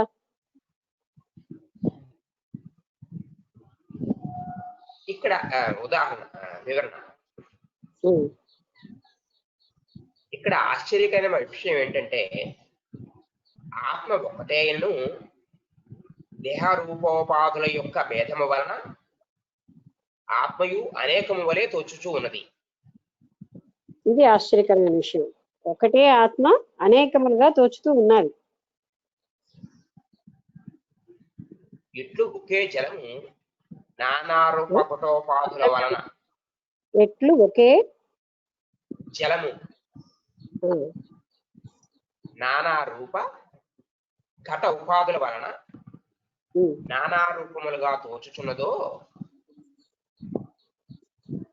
ఒకే సూర్య ప్రతిబింబము జలోపాధుల భేదము వలన పెక్కులుగా కనిపించుచూ ఉన్నదో ఒకే ఆకాశము ఘట మఠ ఉపాధ్యుల వలన భేదముల వలన అనేకములుగా తోచుచూ ఉన్నదో అంటే సుఖ దుఃఖ గమనాగమనాధికములు అనియు దేహాద్యుపాధుల యొక్క ధర్మములే కాని ఆత్మధర్మములు కావు. అంటే ఘటము అంటే కుండ మొదలైన వాటిలో ఉన్న ఆకాశం ఎలా వేరువేరుగా కనిపిస్తుందో అలాగే సూర్యకాంతి ఒకటే సూర్యుడు కానీ రకరకాలైన జలముల్లోని పాలలోని వేరు వేరు రకాలుగా కనిపిస్తూ ఉంటాడు. ఒకే సూర్యుడు ఎన్నో సూర్యుడుగా కనిపిస్తూ ఉంటుంది. అలాగే ఒకే ఆకాశము ఎన్నో రకాలుగా కనిపిస్తుంది. అది ఒకే జలము ఏ పాత్రలో వేస్తే ఆ పాత్ర యొక్క రూపాన్ని దాలుస్తుంది. అలాగనే ఒకే ఆత్మతత్వం ఇన్ని భిన్నమైన శరీరాల్లో భిన్నంగా కనబడుతుంది. సుఖ దుఃఖ గమనాగమనాధికములన్నీ దేహాచుబాదుల యొక్క ధర్మములే కాని ఆత్మధర్మములు కావు. ఇవన్నీ సుఖ దుఃఖాలు తర్వాత ఈ వెళ్ళడం రావడం ఇటువంటివన్నీ దేహం యొక్క ధర్మమే కానీ ఆత్మధర్మాలు కావు. ఇందువలన ఒకే ఆత్మ గమనాధిక రహితమై వ్యాపకమై ఉంటూ ఉన్నది. ఇందువల్ల మనకి ఏం తెలుస్తోంది? ఆత్మ ఒక్కటే, అదే ఎన్నో ఇలా కనబడుతూ అంటే కదులుతూ ఉన్నట్టు కనబడుతూ వ్యాపకంగా ఉంది ఎన్నో రూపాల్లో. తర్వాత శ్లోకం అండి 13.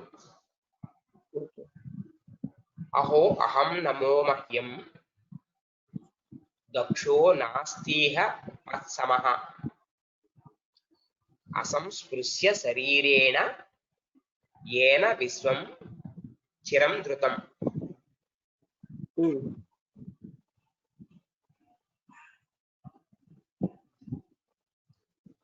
అసంగమైన ఆత్మకు శరీరాదులతో సంసర్గము ఎట్లు సఖ్యమగును మరియు జగత్తు ఎట్లు ధరించగలుగును ఎట్లు ధరింపగలుగును. ఎట్లు సూదంటు రాయి సంగమము లేకనే ఇనుమును ఆకర్షించుకొనుచు ఉన్నదో అట్లే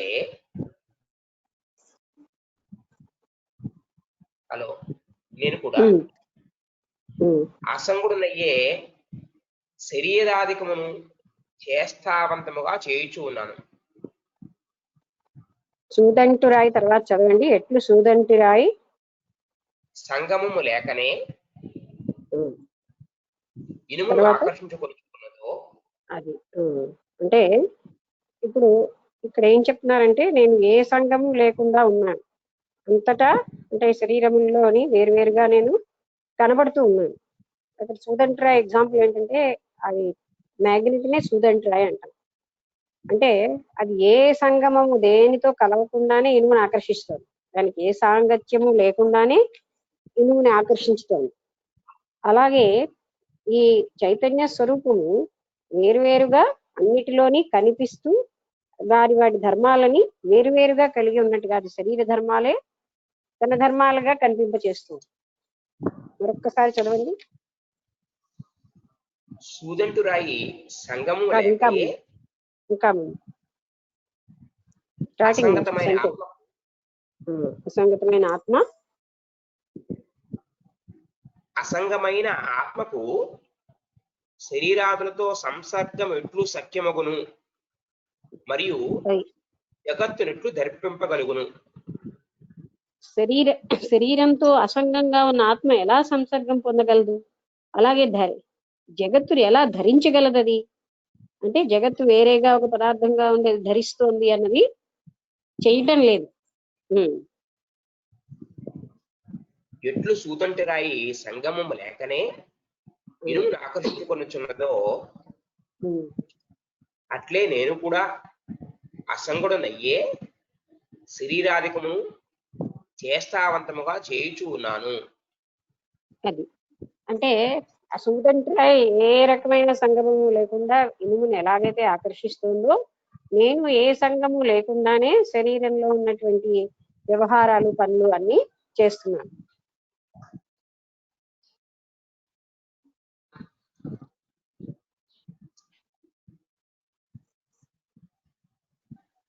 సూదంటు రాయి యందు విలక్షణ శక్తి ఇముడి ఉన్నట్లు ఆత్మయందు ఒక విలక్షణ శక్తి ఉన్నది.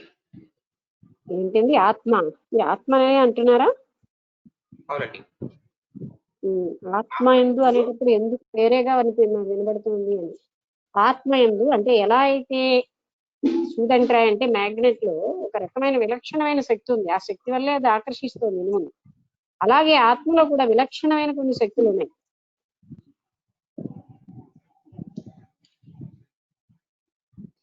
అదియే అసంగమమై క్రియారహితమై శరీరాదులను వాటి క్రియలలో నియోగించుచూ ఉన్నది. అది క్రియారహితంగా ఉంది, అసంగముగా ఉంది. కానీ శరీరం మొదలైన వాటన్నిటినీ, అంటే ఇంద్రియాలు శరీరం మొదలైన వాటిని వాటి పనుల్లో మాత్రం చేసేటట్టు చేస్తుంది. దానికేమో అది క్రియారహితంగా ఉంది, అది అసంగముగా ఉంది. సూదంటురా ఏమీ ఎవరి యొక్క సహాయంతో ఏ సంగమము లేకుండానే ఎలా ఇనుమును ఆకర్షిస్తుందో, ఈ ఆత్మతత్వం కూడా దేంతో సంగమం లేకుండానే ఇన్ని పనులని ఏ పని చెయ్యకుండానే అన్ని పనులకి మూలమై ఉంది. మరియు అగ్ని నేతి ముద్ద కంటే వేరుగా ఉండి ఆ నేతిని ఎట్లు ద్రవీభూతముగా చేయుచు ఉన్నదో అట్లా అగ్ని నేతి ముద్ద కంటే వేరుగా ఉండి. అలాగే మళ్ళీ చదివినండి. అగ్నినే అర్థమైందండి. అగ్ని అనేది వినబడలేదు, నవ్వుతున్నాను ఎందుకంటే అట్లా అగ్ని అని వినబడుతుందా?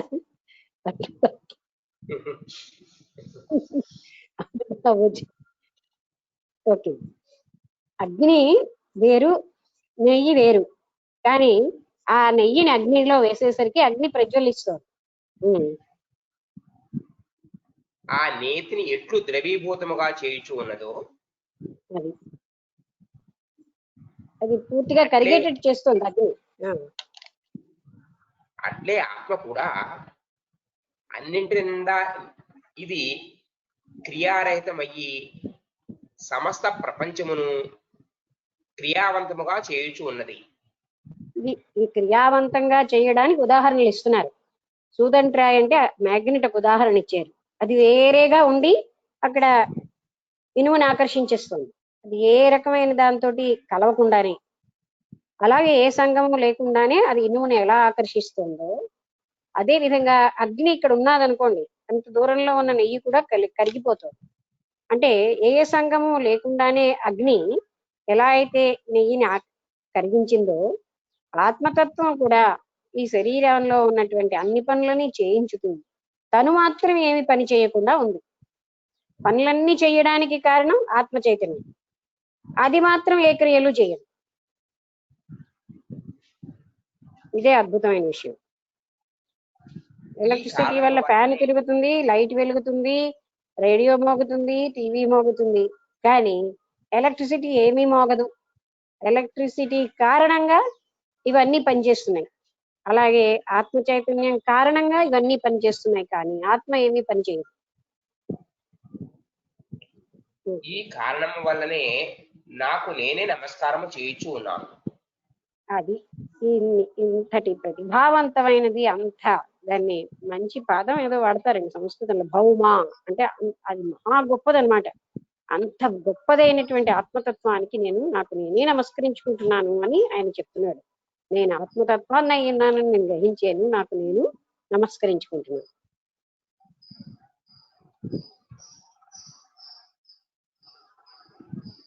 చాలా బాగుంది. 14వ శ్లోకం అండి. నెక్స్ట్ శ్లోకం. అహో అహం నమోమ్యహం యస్తమే నాస్తి కించన అథవా యస్య మే సర్వం యద్వాగ్మానసగోచరం.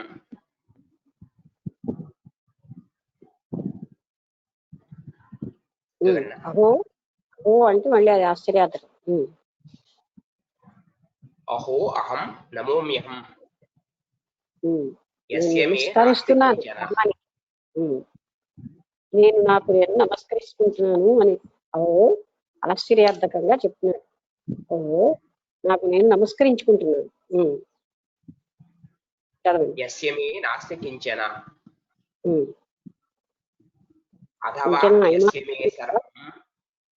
నా అస్తి, దాని భిన్నంగా ఏమి కూడా నా అస్తి కించన కొంచెం కూడా ఏది లేదు. చదవండి, మీనింగ్ చదవండి.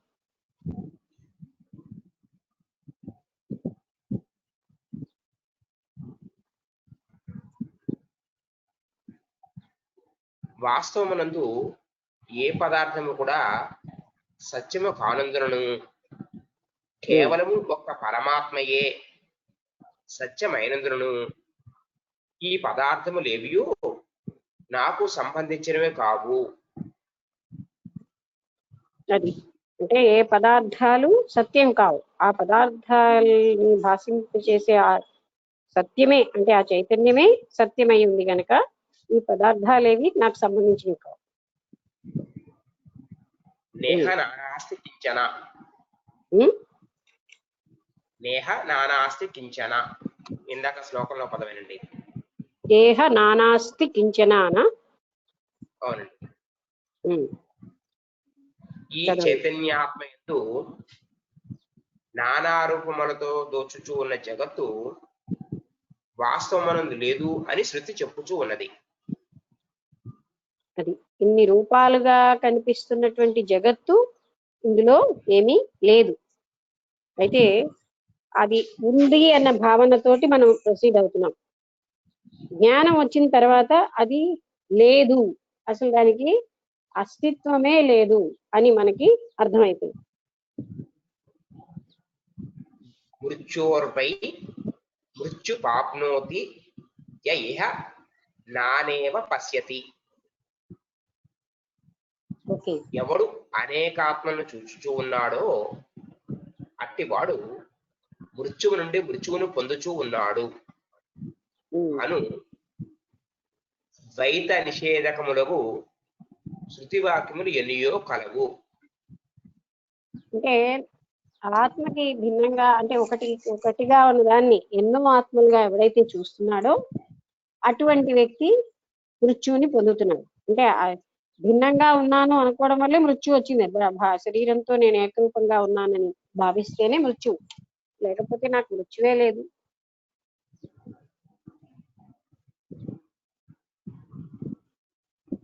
మరియు వాక్కునకును మనస్సుకును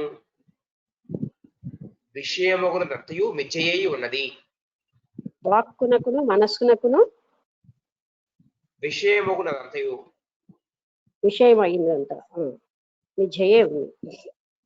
అంటే ఏవైతే విషయాలుగా మనం తీసుకుంటున్నాము, దేని మీద అయితే మనం మాట్లాడుతూ ఉంటాము, అలాగే మనస్సుతో దేన్నైతే భావిస్తూ ఇవన్నీ ఉన్నాయని అనుకుంటున్నామో అవన్నీ కూడా మిథ్యే, అవేవి లేనివే. మనం మాట్లాడేదంతా లేని విషయాలే మాట్లాడతాం, ఉన్న విషయం మీద మాటే లేదు కదండి. అందుకని అంటే భావనకి భాషకి అందంది కదా అసలైనటువంటి ఆ చైతన్యం, లేని విషయాలే మాట్లాడుతున్నాం. అందుకని చెప్పే దాన్ని కూడా ఒక అజ్ఞానం అంటారు ఒక దగ్గర. మనం దీన్ని ఇప్పుడు చెప్పేదంతా కూడా అజ్ఞానమే. ఎందుకంటే అసలు జ్ఞానం ఏంటి? ఆ చైతన్య స్వరూపం. అది వర్ణించడానికి వీల్లేదు, అక్కడ మాటలే లేవు, మాటలతో చెప్పలేదు. అందుకని మాటలతో మనం చెప్పినదంతా కూడా ఆ అజ్ఞానంతో మన అజ్ఞానాన్ని ఖండించుకుంటున్నాం. ఇది కూడా ఒక అజ్ఞానమే. దీంతో మనం అసలైన అజ్ఞానాన్ని ఖండిస్తున్నాం అని అంటారు.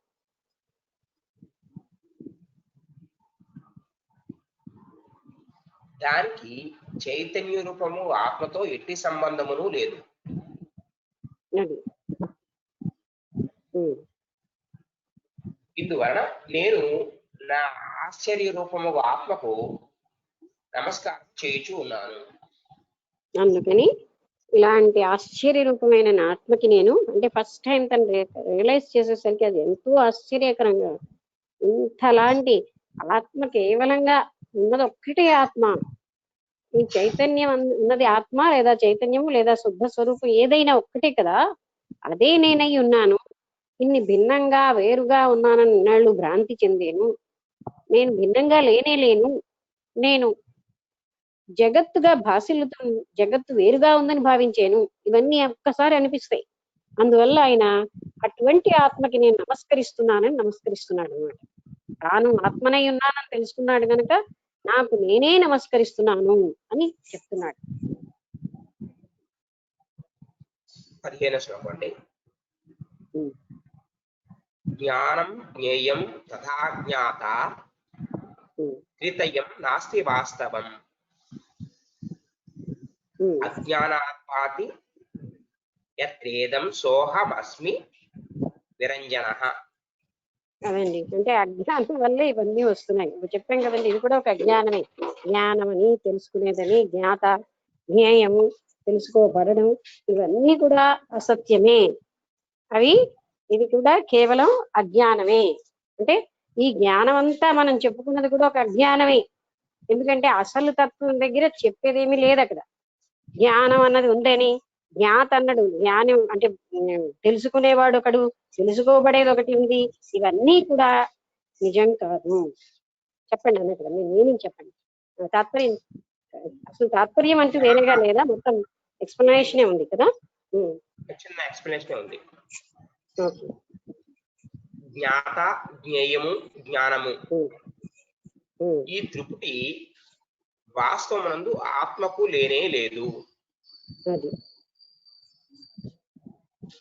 అయితే అజ్ఞానము వలన ఆత్మయందు ఈ త్రిపుటి ఉన్నట్లు తోచుచూ ఉన్నది.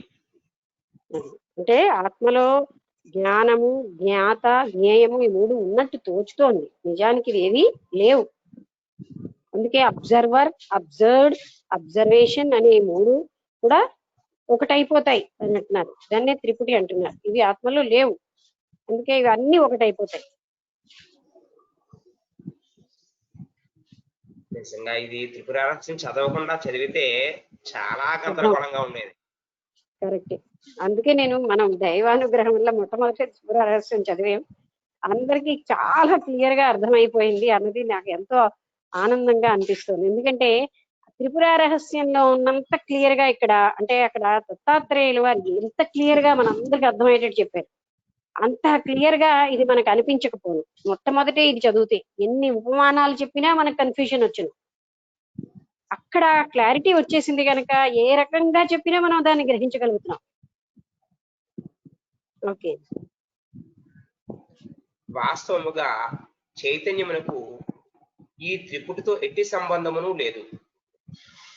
అది నిజానికి చైతన్యానికిను ఈ జ్ఞాత జ్ఞేయము జ్ఞానానికి ఏమీ సంబంధం లేదు. మాయు మాయా కార్యమును లేని నిరంజన స్వరూపమే ఆత్మయై ఉన్నది. మాయాకి మాయా కార్యమైనటువంటిది ఏమీ లేకుండా ఉన్నదే అటువంటి నిరంజనమైనటువంటి ఆ స్వరూపం, పవిత్రమైన అదే ఆత్మరూపం ఉంది. అంటే మాయతోటి అది కప్పబడి లేదని. ప్రపంచ సంబంధము లేని నిరంజనుడగు నీకు దుఃఖ సంబంధం ఎట్లు కలిగను అని శంకరాగా చెప్పుచున్నాడు. ప్రపంచం సంబంధం లేని నిరంజనుడైన నీకు దుఃఖ సంబంధం ఎలా కలిగింది? 16వ శ్లోకం అండి. ద్వైత మూల మహో దుఃఖం నాణ్యంత శాస్తి భేషజం దృశ్యమేతన్ ఋషా సర్వమేకోహం ఛిద్రసోమలః.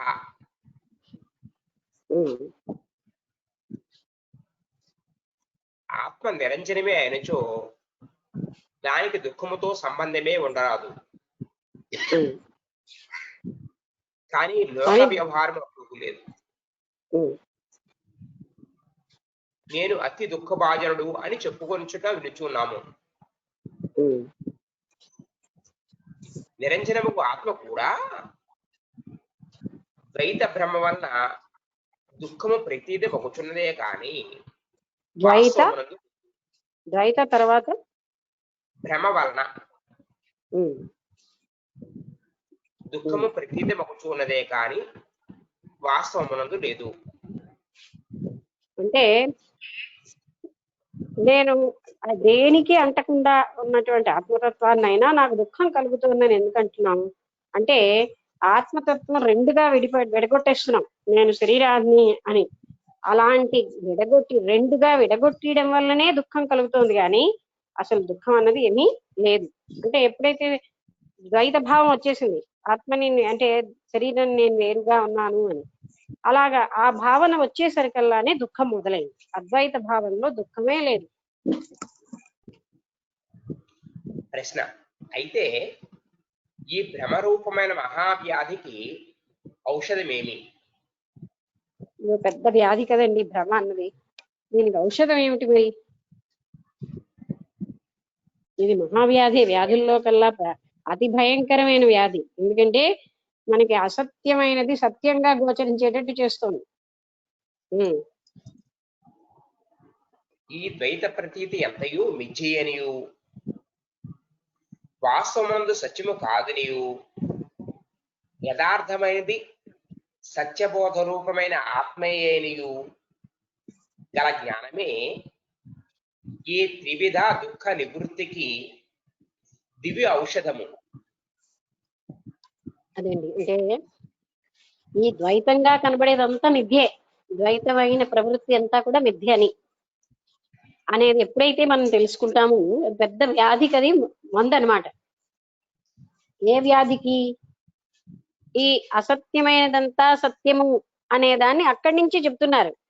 ఇది మిథ్య అంటే ఇది అసత్యము అనే భావనని మనం గట్టిగా పెట్టుకోవడం వల్ల మిథ్యాభావం అంతా పోతుంది. ఇది సత్యం కాదు సుమా, అదే కదా మనకి దత్తాత్రేయుల వారు చెప్పారు, ఇదంతా చైతన్య స్వరూపమే, ఇది జగత్తుగా వేరుగా లేదు. ఈ శరీరం కూడా అది వేరుగా అంటే శరీరం కూడా ఈ జగత్తులో ఒక పార్టే, అంతేకాని ఇది నేను కాను అని అలాంటి భావనలతోటి మనం గట్టిగా ప్రతిష్టాపన చేసుకోవడం వల్లే ఈ అజ్ఞానం, ఈ అసత్య రూపమైన లేదా మిథ్య అనే ఈ జబ్బుని మనం జయించగలం. ఇది తప్ప మరి వేరే ఔషధము లేదు. అదే ఔషధం అక్కడ మనకి దత్తాత్రేయుల వారు చెప్పారు, ఇదే ఔషధం. ఏమిటి ఔషధం? ఇదంతా మిథ్య సుమా, ఇది నిత్యము సత్యము కాదు అనే భావనని గట్టిగా పెట్టుకోవడం తప్ప మరో మార్గమే లేదు. ఈ మిథ్య అంటే ఈ అసత్యాన్ని జయించడానికి అదొక్కటే మార్గం.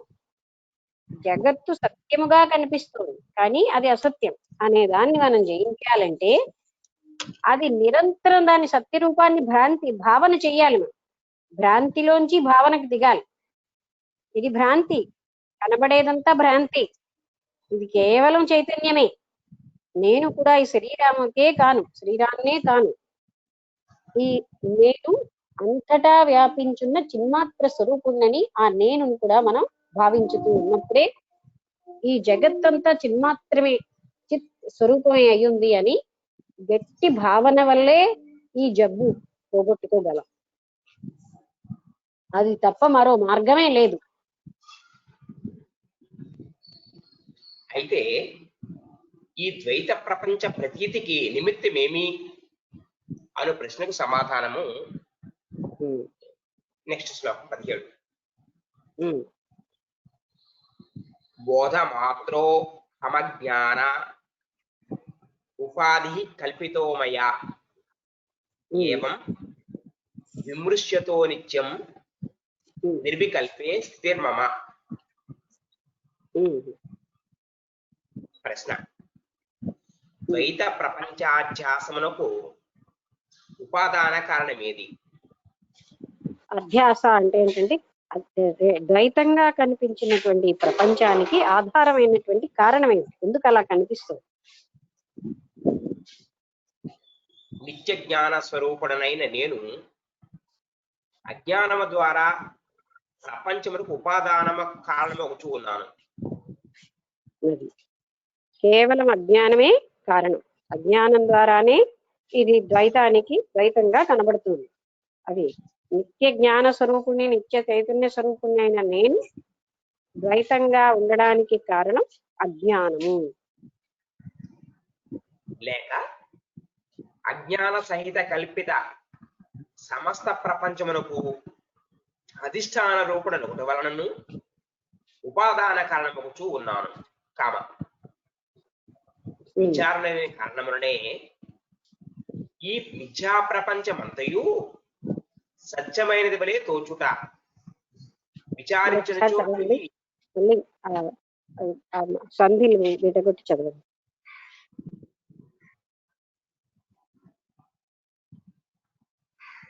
చదవండి. అధిష్టానం అజ్ఞాన సహిత కల్పిత సమస్త ప్రపంచమునకు, అజ్ఞానంతో కల్పితమైనటువంటి సమస్త ప్రపంచానికి అధిష్టాన రూపుడు ఒకటి వలన ఉదాహరణ నేనై ఉన్నాను. ఉపాదాన కారణం అవుతూ ఉన్నాను. ఉపాదాన కారణం అవుతూ ఉన్నాను. విచారణ లేని కారణములనే మిథ్యా ప్రపంచం అంతయు సత్యమైనది వలె తోచుట. విచారించనుచో ఇది అసత్యము అని తెల్లమగును. అంటే ఇప్పుడు రెండు: ఒకటి అజ్ఞానం వల్ల మనకి ఇది వేరుగా తోచుతోంది, రెండు విచారణ లేకపోవడం వల్ల నేనే ఆధారంగా ఉన్నా నేను భిన్నంగా తోస్తున్నాను. ఎందుకంటే విచారణ లేకపోవడం వల్ల, విచారణ వల్ల మాత్రమే ఇది నేనై ఉన్నాను అనే జ్ఞానం నాకు వస్తుంది. ఇప్పుడు నీవు నీ స్వరూప చైతన్యమును పొంది జీవన్ముక్తుడు అగుము. నీ స్వరూప చైతన్యాన్ని పొంది అంటే స్వరూపమై ఉండి నువ్వు జీవన్ముక్తిని పొందు. నీ స్వరూపమై నువ్వై ఉన్నావు కనుక ఆ భావనను పొంది ఆ చైతన్యాన్ని పొంది జీవన్ముక్తుడవు. స్వరూప చైతన్య ప్రాప్తి రూపక ముక్తియు పూర్వోక్త విచారము వలన పుట్టినదే కనుక అదియు నశింపవలయును. స్వరూప చైతన్య ప్రాప్తి అంటే ప్రాప్తించింది అనేటటువంటిది అది మొదటి నుంచి ఉన్నదే కనుక అది కూడా నశించాలి. అంటే స్వరూప చైతన్యం నాకు ప్రాప్తించింది అన్నది కూడా మనం ఆ జ్ఞానం కూడా నశించాలి. ఎందుకంటే నేను వేరుగా ఉంటే కదా నాకు ప్రాప్తించడానికి, అది అయి ఉన్నాను నేను. నేనుచో అనగా పుట్టినదే అగుచో విచారహీనులకు కూడా ముక్తి కలగవలను అనే శంకకు సమాధానము. విచారిస్తేనే ముక్తి కలుగుతుంది అని అనడానికి ఆ స్వరూపమై నేను స్వరూపం చైతన్యంగా అంటే నేను స్వరూపాన్నై ఉన్నాను, నేను స్వరూప చైతన్యాన్ని పొందేను అన్నది కూడా కాదు. అందువల్లే అది విచారణ వల్ల మన ముక్తి కలుగుతోంది. ఎందుకని నేను పొందేను కాదు, ఆల్రెడీ ఉన్నదే అది. అది స్వరూపంగా ఉన్న నేను ఇప్పుడు కొత్తగా పొందడానికి ఏమీ లేదు. కానీ అజ్ఞాన జనితంగా ఉన్న నేనుకి అది పొందేను అనిపిస్తుంది. కానీ అసలైనటువంటి జ్ఞానంలో నేను చైతన్యాన్ని అయిపోయాను, నేను చైతన్యమే అని, అంటే వేరుగా లేను. అదే ఇక్కడ ఎందుకంటే ఉప్పు బొమ్మ సముద్రంలో కలిసిపోయిన నేను ఉప్పు బొమ్మని సముద్రంలో కలిసేనన్న ప్రజ్ఞ దానికి లేదు. అలాగా నేను పొందేను అనడానికి నేను వేరుగా లేను కదా, నేను చైతన్యాన్ని. అది ఆ భావన అక్కడ అలా చెప్పడానికి. నెక్స్ట్ శ్లోకం 18వ శ్లోకం. అహో మయి స్థితం విశ్వం వస్తుతో నా మయి స్థితం. ఒకసారి ఈ శ్లోకం చదవడానికి ముందు ఇక్కడికి ఆపుదాం. ఎవరికైనా ఏమైనా లేదా ఈ శ్లోకం చదివేసే కాపుదామా? మయి స్థితం చదవండి. నమే బంధోస్తి మోక్షో వా భ్రాంతి శాంత నిరాశ్రయ.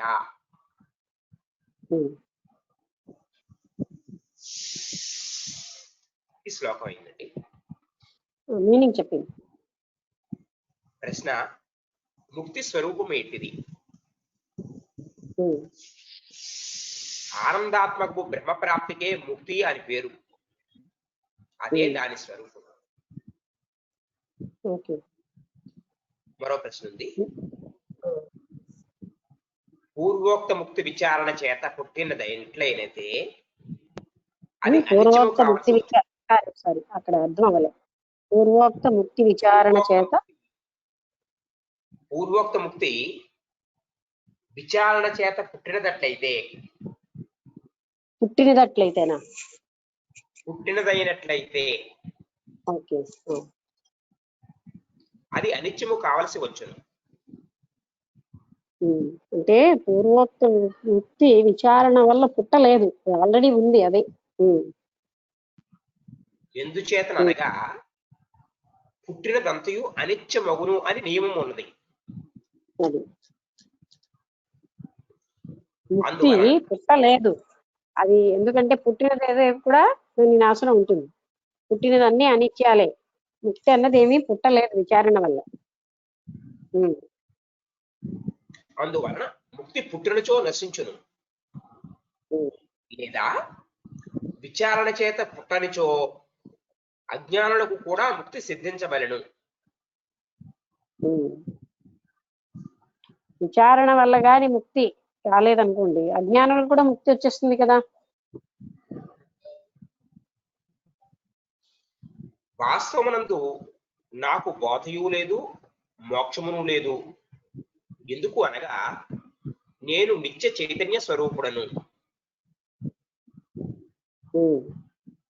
నాకు బోధ లేదు, ముక్తి లేదు, నేను నిత్య చైతన్య స్వరూపుడై ఉన్నాను. అయితే అది నిజం. నీకు బంధమోక్షములు లేనప్పుడు మరి శాస్త్ర విచారముతోను గురు ఉపదేశములతోను ప్రయోజనమేమి? బంధమోక్షం నీకు లేకపోతే శాస్త్ర విచారం ఎందుకు, గురు ఉపదేశాలు ఎందుకు? వాటి వల్ల నీకు ప్రయోజనం ఎలా ఉంటుంది?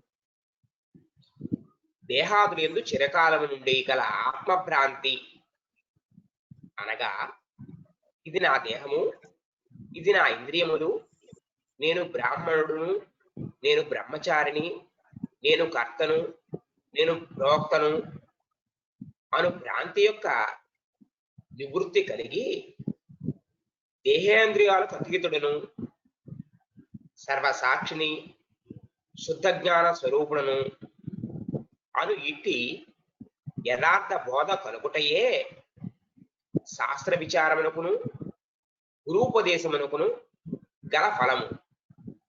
అదండి, ఇంకా గురూపదేశం ప్రయోజనం ఏమిటి, శాస్త్ర యొక్క ప్రయోజనం ఏమిటి అంటే వీటన్నింటిలో నేను అని అలాంటి ఒక భ్రమ మనకి ఉండబట్టే ఇవన్నీ అవసరం పడ్డాయి. శరీరము నేను, ఈ జగత్తు నిత్యమైనది అని ఇలాంటి భ్రమ, శరీరం నేను, ఇంద్రియాలు నేను, మనస్సు నేను, ఈ భ్రమ కారణంగా ఈ భ్రమని తొలగించుకోవడానికే గురూపదేశము ఆ తర్వాత శాస్త్ర జ్ఞానము అవసరం పడ్డాయి.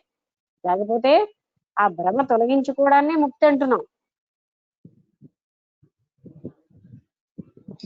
దీన్ని విని జనకుడు ఒక రకంగా ఏంటంటేనండి, క్లారిటీ కోసం మళ్ళీ క్వశ్చన్ వేసి మళ్ళీ ఆన్సర్ అడుగుతున్నారు మనకి కొంచెం విశదంగా రావడానికి.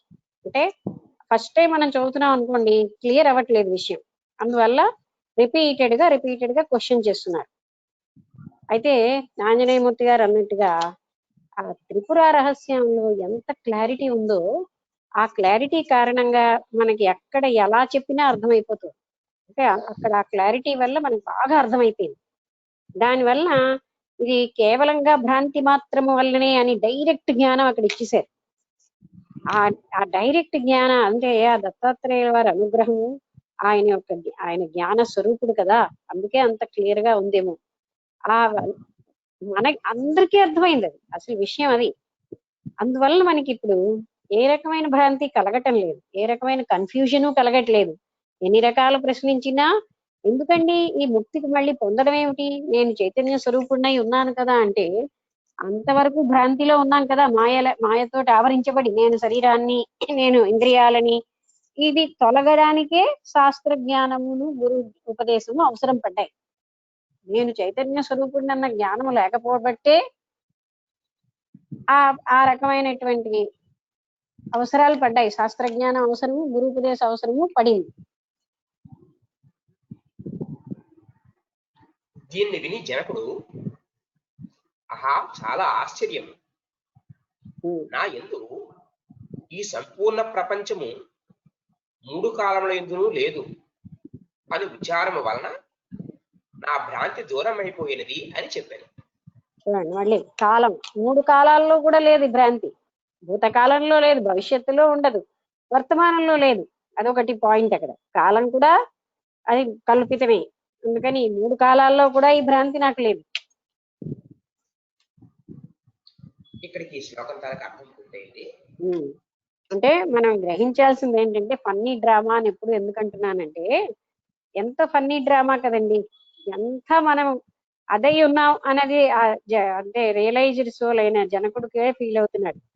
అదంతా నేనై ఉన్నప్పుడు మళ్ళీ నాకు శాస్త్రజ్ఞానం ఇప్పుడు అక్కర్లేదు, నాకేమీ ముక్తిని అనేది పొందాల్సింది లేదు. నేను ముక్తి పొందిన వాడినై ఉన్నాను, నాకు ధ్యానం అలాంటి ప్రక్రియలే అవసరం లేదు, నేను ముక్తుడని. అలాంటప్పుడు నేను చేయవలసిందేమీ లేదు నాకు. కానీ మరి శాస్త్రజ్ఞానము ఇవన్నీ ఎందుకు అంటే, గురూపదేశము ఇవన్నీ దేనికంటే ఈ భ్రాంతి తొలగించడానికే. భ్రాంతి అనాదిగా మనకున్నది, అది ఎంత దట్టంగా ఉందంటే భ్రాంతి నిజంగా కనిపిస్తుంది. అంత దట్టంగా ఉన్న భ్రాంతిని తొలగించడానికే శాస్త్రజ్ఞానము, గురుపదేశం లాంటివన్నీ అవసరం. లేకపోతే అవసరమే లేదు. ఏ క్షణానికి ఆ క్షణాన్ని భ్రాంతి తొలగించుకున్నాం అనుకోండి, మనకి అక్కడ భ్రాంతితో సంబంధం లేని స్థితిలో ఉంటాం. ఆ భ్రాంతి సత్యముగా జీవించడం వల్లే శాస్త్రజ్ఞానం అవసరం పడింది, గురుపదేశం అవసరం పడింది. లేకపోతే నేను ముక్తుడిని అన్న వాడికి ఏం అవసరం అండి? తనకి సాధన లేదు, సాధించేది లేదు, పొందవలసిందేదీ లేదు. తానే చైతన్య స్వరూపుడై ఉన్న వ్యక్తికి, ఉన్నవాడికి తాను పొందవలసిందేముంటుంది? అన్నిటికీ మూలమైన చైతన్యాన్నే తానైనప్పుడు తనకి వేరే పొందదగిన వస్తువు బాహ్యంగా ఏదీ లేదు, తనకు భిన్నంగా ఏదీ లేదు. తన అనంతుడు, అఖండుడు, అనంత శక్తి సంపన్నుడు, సర్వవ్యాపి అని తెలిసిన వ్యక్తికి, తనకంటే భిన్నంగా ఏది లేదని తెలిసిన వ్యక్తికి తాను ఏం పొందుతాడండి? పొందాలన్న కోరిక ఎక్కడి నుంచి వస్తుంది? చెయ్యాలన్న సాధన ఎక్కడి నుంచి వస్తుంది? ఆయనకి సాధన ఏముందండి? తనే సర్వస్వం అయిన వ్యక్తికి సాధన ఏమిటి? అదండి ఇక్కడ విషయం. అది అత్యద్భుతమైనటువంటి స్థితి. అది మనకి ఈ అష్టావక్ర గీతలో జనకుడు పొందిన స్థితిని అంత అద్భుతంగా ఇక్కడ మనకి చెప్తున్నారు. అయితే ఇప్పుడు మనం ఆనందంగా విని అర్థం చేసుకోవడానికి కారణం బేస్ మాత్రం దత్తాత్రేయుల వారి చేత చెప్పబడిన త్రిపుర రహస్యమే.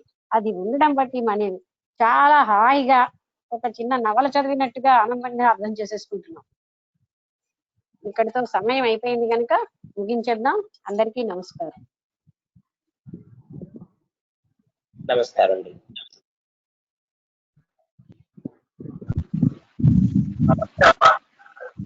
నమస్కారం అండి. నమస్కారం. నమస్కారం. నమస్కారం.